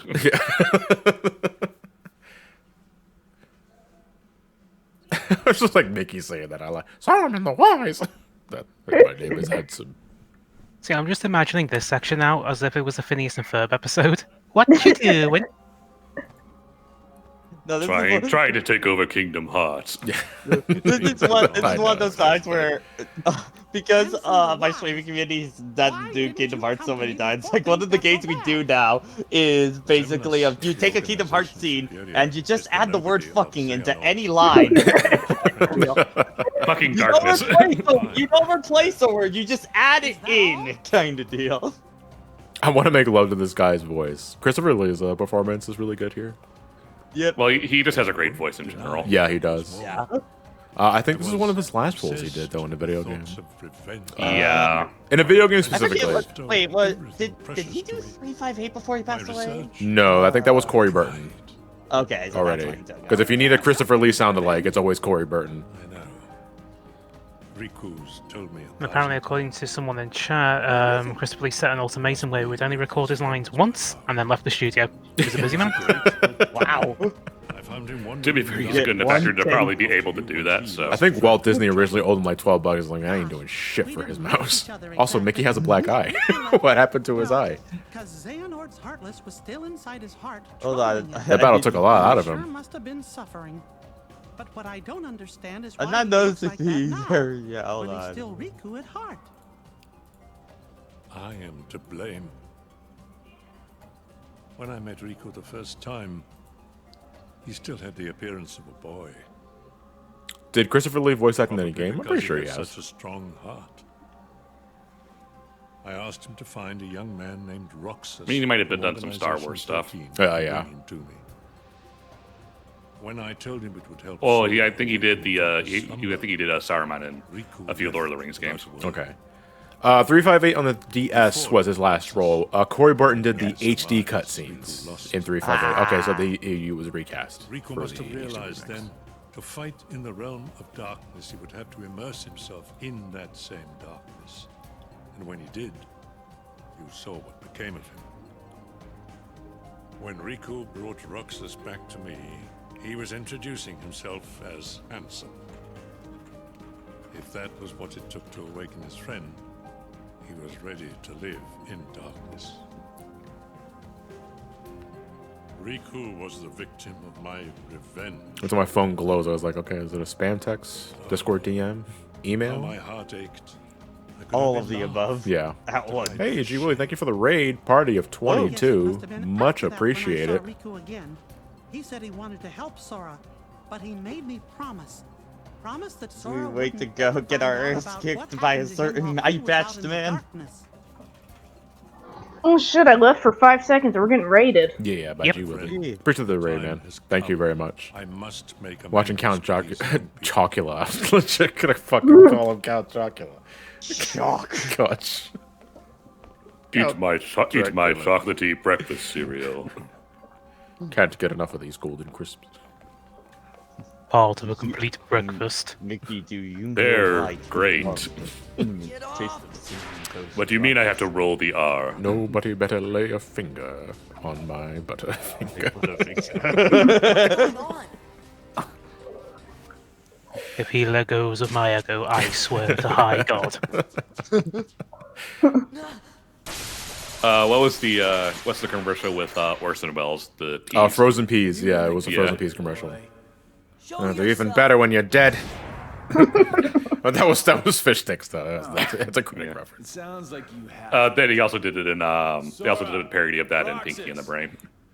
Roxas? Because Brain was doing a commercial like that because obviously Brain's voice is just Orson Welles. You really put Organization 13. And also Vincent Price. I guess that must be Yeah. why the Oh, that's right, keyword yeah. chose you. But man, did it pick a dud this time. You don't look like We you're do get half some the mileage and a hero half out of it that way. Are you done Is rambling? that a slur, Donald? Rambling. As if. All I'm trying to tell you, traitor, is that your time is up.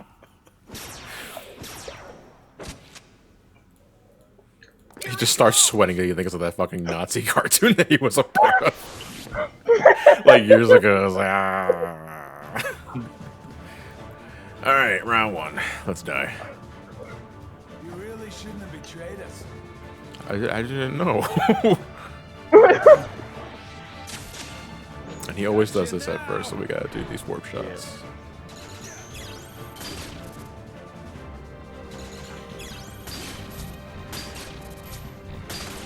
Clever little sneak. Clever little sneak. Oh, you piece of shit! Oh, they kept the stylized crosshair in this one. There we go. Yeah, I think That's that one. was just only in the PS2 Yeah. version. Lost track. Yeah, because it was originally, yeah, that was censored for the, well, that's, is it really censored? It's just altered. It was just a straight up fucking sniper scope in the Japanese version. Oh, excuse me. You really shouldn't have betrayed us.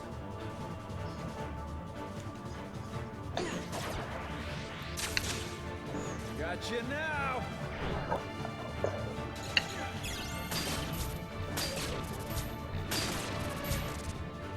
You clever little sneak.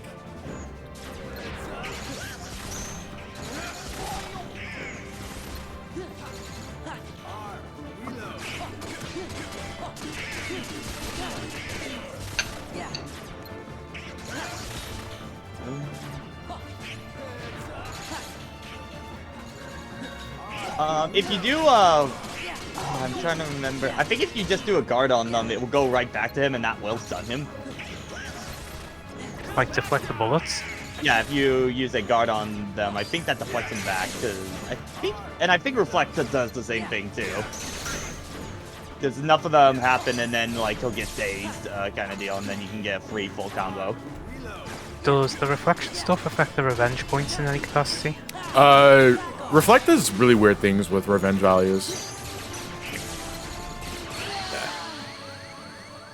All right, I think I'm gonna head out for now. It was good talking to everyone. Oh yeah, sure. I'm gonna be ending in about 20 minutes myself, so.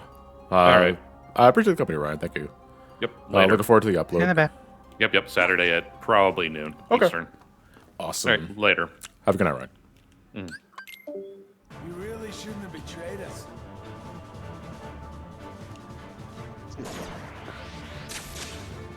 Gotcha now.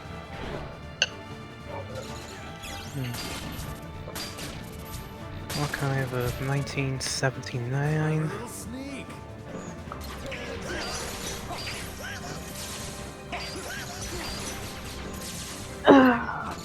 Alright, chat, prayer circle for me. I'm at the fucking terrible beach scene in Persona 3. Have fun. Boy. Hope you like something that's aged like milk. Oh boy, it sure has!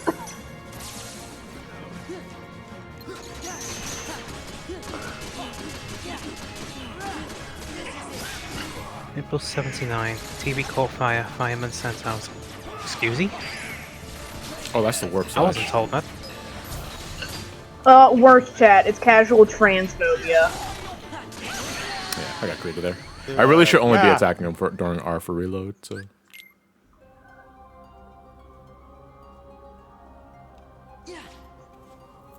Aerial dodge deflects attacks on startup. It's unfair. It's unfair for you to not know this, to be honest. I remember, Gigi, I think it was you that mentioned that aerial dodge has parry in the startup, so I never knew it could do that. And it's something I'll try to remember, but when I'm in the moment, I just kind of tunnel. Clever little sneak. It's understandable. You need to focus and whatnot. Yeah. Oh, nice. Oh no, he got goofy too. Don't worry, Sora. I'll take the bullet. That, what you say? Double kill. Goofy, no! You had a son that Disney says doesn't exist anymore. If it was Donald, could you say that was a quack shot?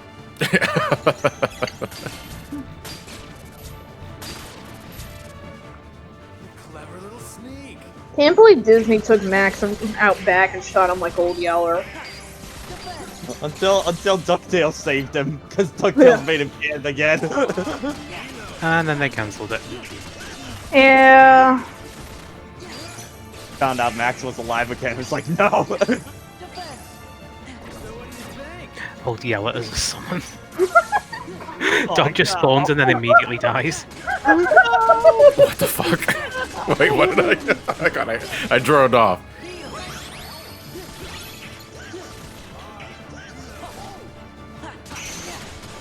Oh my god, I missed.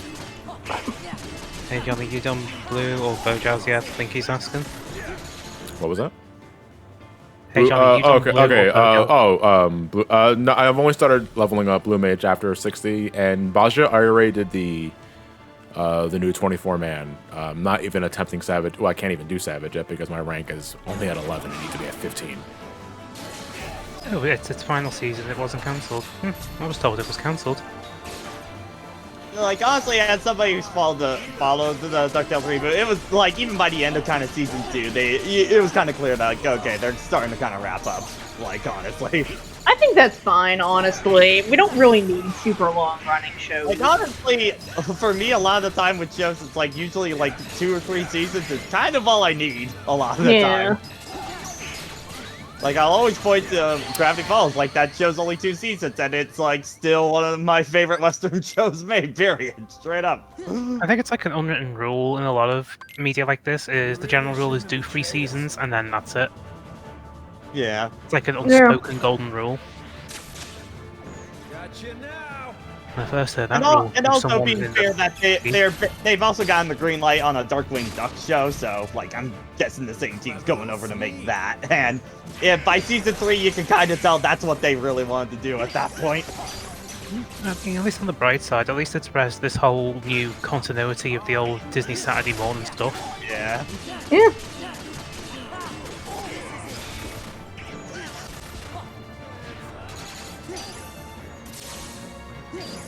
I think it's going to be yes.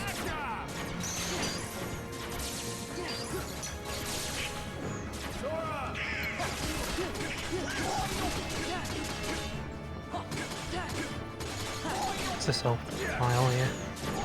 Oh, it's my old PSP home route to open garage doors. Did they include an IR blaster on the 1000s?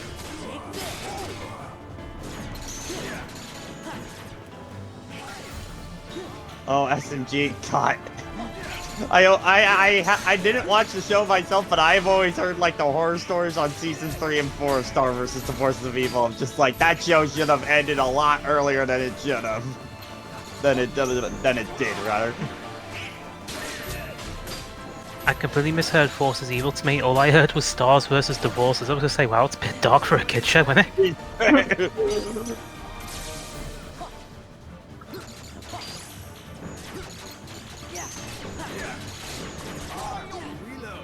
Man, he recovers so fucking fast. That's bad.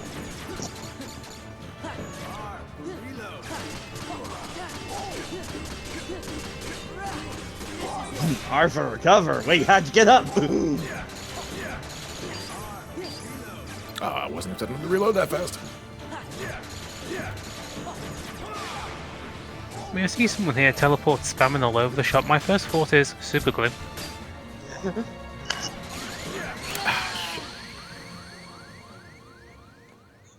It's my best run yet, though. You get yeah, there. yeah, if I don't get it by this session, we're definitely gonna get it by next session. That's usually how it works with these sessions. I mean, Zigbar is definitely one of the easier of the. Yeah, he's not terrible. Yeah. Like Roxas gave me more shit. Like even the data fight, like honestly, he's pretty. It's one of the ones I go for first because he's not much changes in that one. I'm trying to remember who's after Ziggy. Luxor. That is Luxor. Stardust? Ah, yes, Mr. Gambling Man. David Bowie. The answer is David Bowie.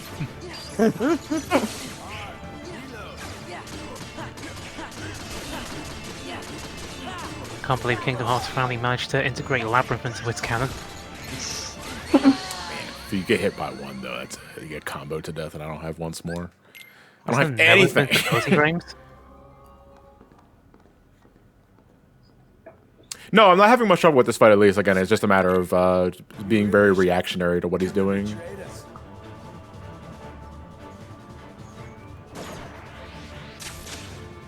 Gotcha now.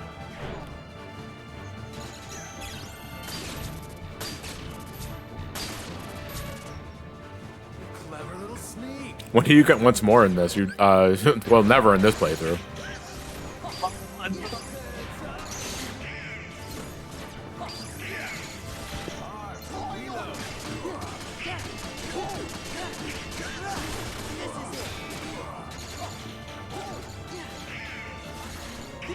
Yeah, you see. It's me trying to guard it, and it just didn't work. I'd rather dodge than guard, because dodge to me is a lot easier. You really shouldn't have betrayed us. Oh. Oh, what's up? I kept seeing burrito in chat. What? What is the, what are you talking about? They're talking about the R reload sounds like burrito. Okay. That makes a bit more sense. I was like no one's brought up a burrito at all. Oh my gosh, that does a lot. Yeah. So the problem is that I also don't bother locking on because I don't know where the hell he's at, and that's why I just immediately go into a reflect as in a defensive stance. So the problem is that he'll sometimes delay what he does, like a little sneak. I always thought I said time for reload. No, I think it's pretty clear saying R for reload. Yeah.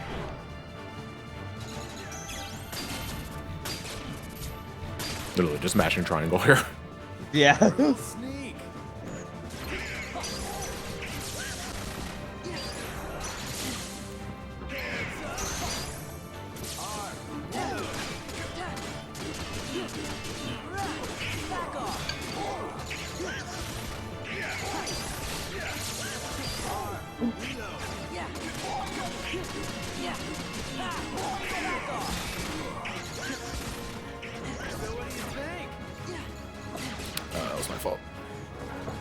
He's got to reload.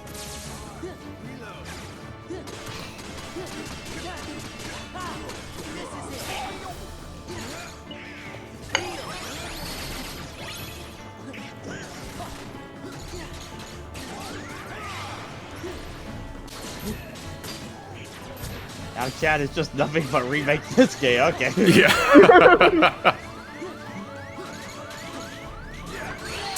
Try to go into final form as a desperation thing. Ah. If Mickey can help you here, it's hard. Yeah, Mickey's not here anymore. He like, fuck that.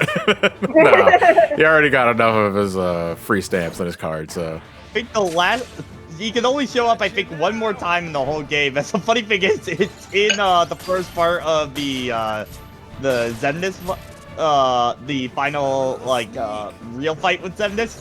But the funny thing is, story-wise, Mickey is locked behind a door at that point, so he shouldn't be able to jump in and help you.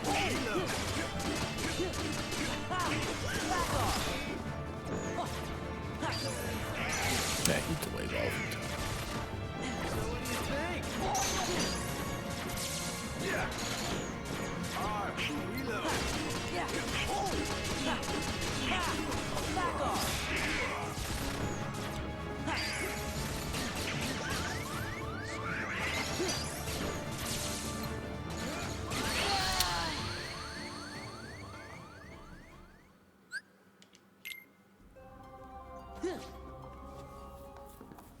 I mean, yeah, Peter Pan, so you can get auto life on standby. Yeah, there are a lot of options that I know I'm just not considering. I'm just like throwing my hand into the pot. I don't know how good Stitch is on this one. I've never used a summon in this fight, so. Because I also have Duck Flare on standby too. The problem is that Zigbar teleports everywhere, and that's what I'm like trying to consider.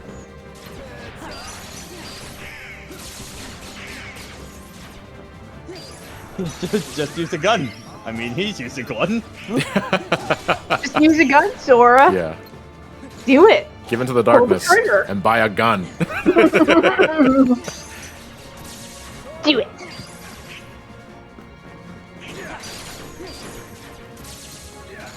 Is it a reload?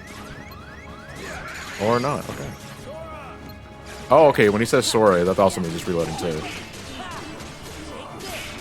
I'm so used to him saying R for reload.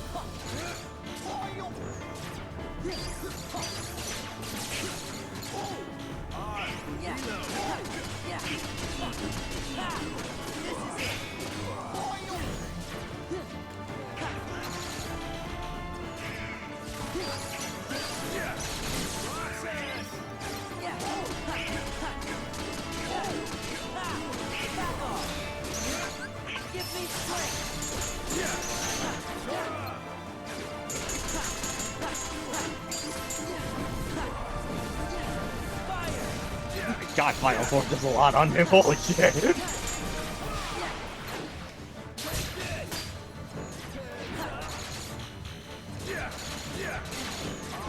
Oh, there we go. Now it's working again. This still seems to be on the crits today. I think it's because they just put an update out, so.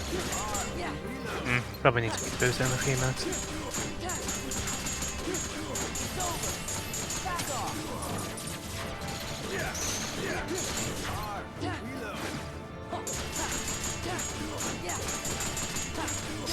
Okay. Nice! See, I told you it would be an easy one. Anime! Anime! Until you win. Yeah, first try. First try. Why did you call me Roxas? It was the first try in some universe. Playing by golf rules. A negative score is higher. Hold on. And Zigbar totally dies. Forever. Never to show Definitely.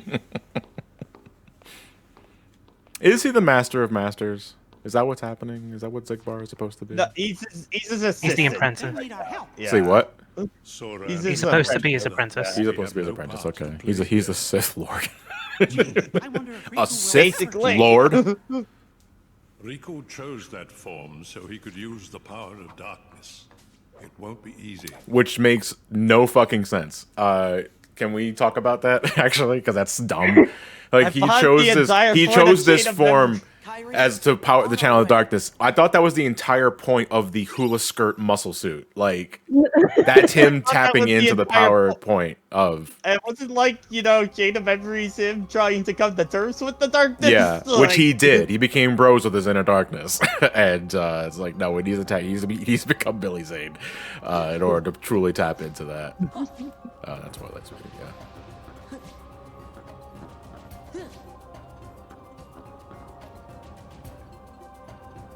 Is there a save point? Let me actually. yeah, because there was a Moogle shop back there. Well, no, it's like beyond, not Skyway, or is there? Wait, there is one. Because it's 2 rooms and then there's another save point. Okay. I kind of like. No, I like Dark Riku. Like I like Dark Riku's design.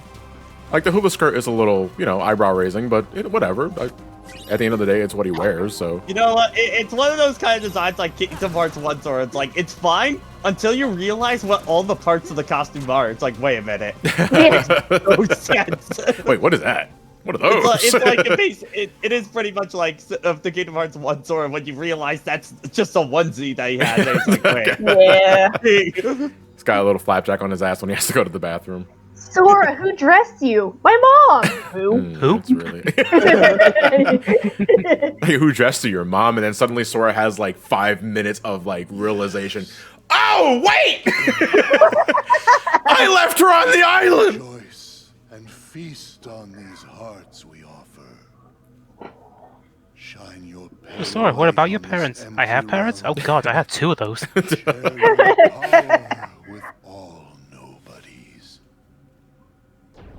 You're talking about good ass ASMR fucking Zenmus here. Oh yes. Holy shit. Kingdom Hearts ready. Very soon. In a moment, I'm talking with Kingdom Hearts. Charade. Remember to like, favorite, and subscribe. What up, guys? It's your boy Zenmus. Third wheel in this situation. Oh, I've waited. It's just me and Kingdom Hearts. Shouldn't use my name here. I need Twitch avatar. Ah, here we go. XX Zenmus XX. There we go.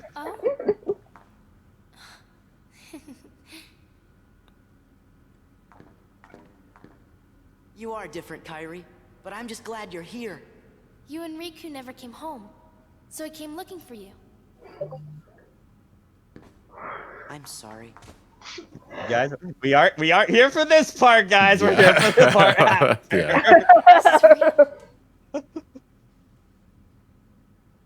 Again, very heartwarming. The hugs are exchanged. This is cool. Like longtime friends reuniting. And then Billy Zane attempts to leave. I mean, Xehanort's heartless. I never thought for a second that I'd ever see you again. Just thinking about all the things you did makes me really mad. Right on top of that. But you saved Kairi, right? I have to be grateful for that. Ambiguous no. Thanks. Oh, that's one I've not heard in a long ass time.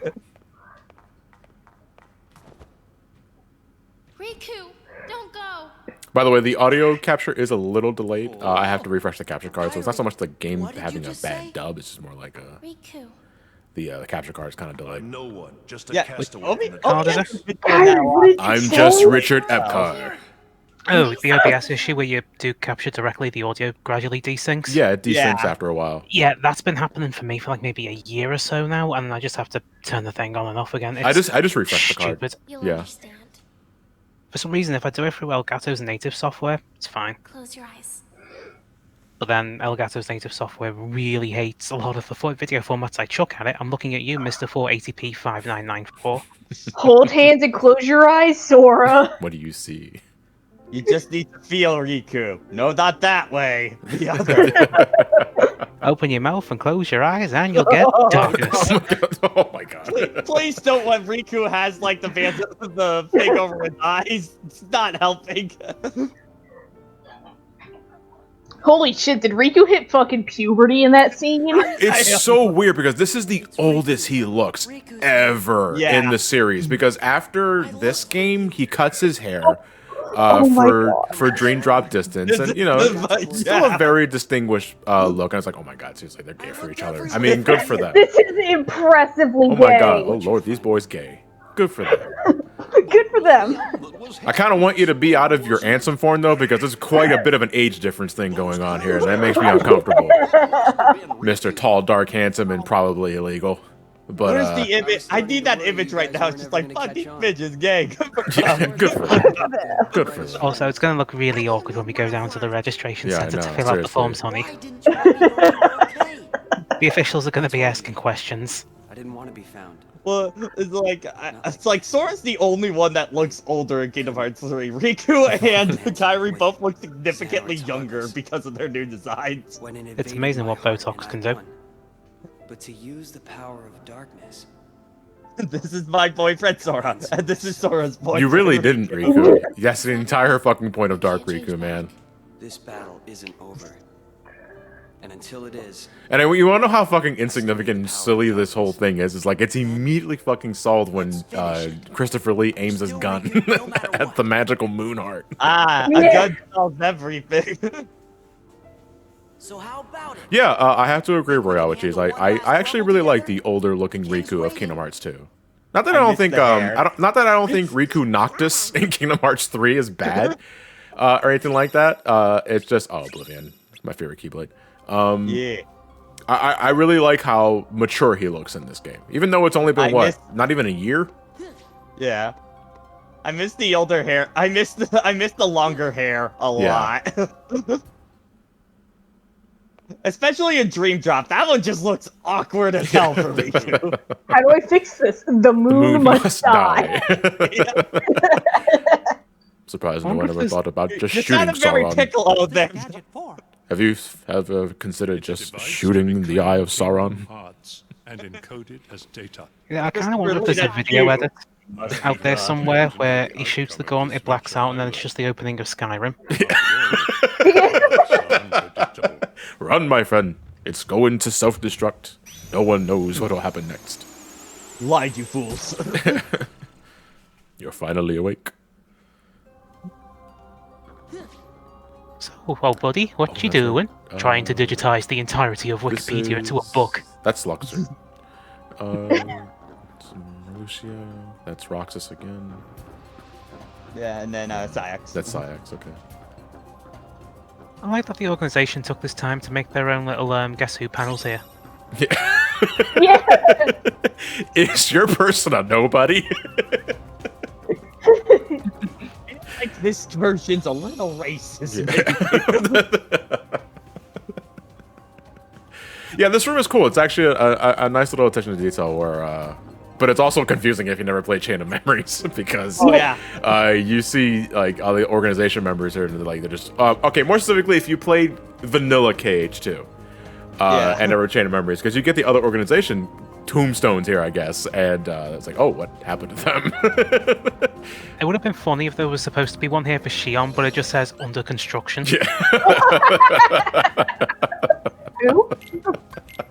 Rebooting. All right, but we're gonna call it a wrap here because happy we got Zigbar out of the way. But we have a long road ahead of us because we still have to fight Luxord, we have to fight Sayax, and then we have the whole fucking final boss gauntlet. And then after that, I mean, we're not really, not even 2/3 of the way done. I want to say it because we have all the data rematches. Final mix. Yeah, and we have the Sephiroth battle, and we have Lingering Will. Lingering Will. Shit. And I'm still not even sure if I'm going to be doing the Coliseum stuff.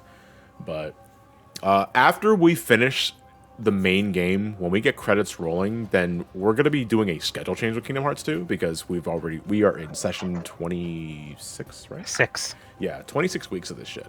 And I kind of want to move on to other things. Actually, honestly, there's a part of me that wants to fast track Sonic Heroes because I really want to get that game done before my move. Just to tie up that loose end, you know? And it's already February 3rd. To be fair, since we're almost done with Team Sonic, we'll pretty much have just Team Dark and then we're done. Yeah, basically. You're all right about that. Sonic Heroes doesn't have that much left to do. Because we got Chaotix done so early, we got like the big time crunch one. No, Ellie, I want to do the hard mode. I want to experience. I never done super hard mode for Heroes. So I do want to experience that. If it's anything like Shadow's hard mode, you're gonna be disappointed. Yeah. A conversation for another time. In the meantime, let us find. Oh, you know, Ellie and Sabrina are live streaming. Let's go raid them. Let's Yep, they're doing. They're playing Spider-Man. Spider-Man. They're playing more Spider-Man. Spooderman. We need a raid hashtag though. R for raid. I like that. Yeah. I love that. Thank you very much. That was really quick. I mean, I love Gayblade too, but we don't talk about that spin-off of Beyblades. Yeah. You know when Mose was part of the Red Seas with his pair of Gayblades? You know. But which anyway. one's the left one? Yeah. All right, guys. Send Elias and Rita my love. I will see you guys tomorrow for sub night. That will be at 6 p.m. EST. We're going to be doing a 2-hour session of Use Your Words. And that should be a fun time. Those are always a great time. Thank you all for watching, and I will see you guys next time. Have a good night, everybody. Take care.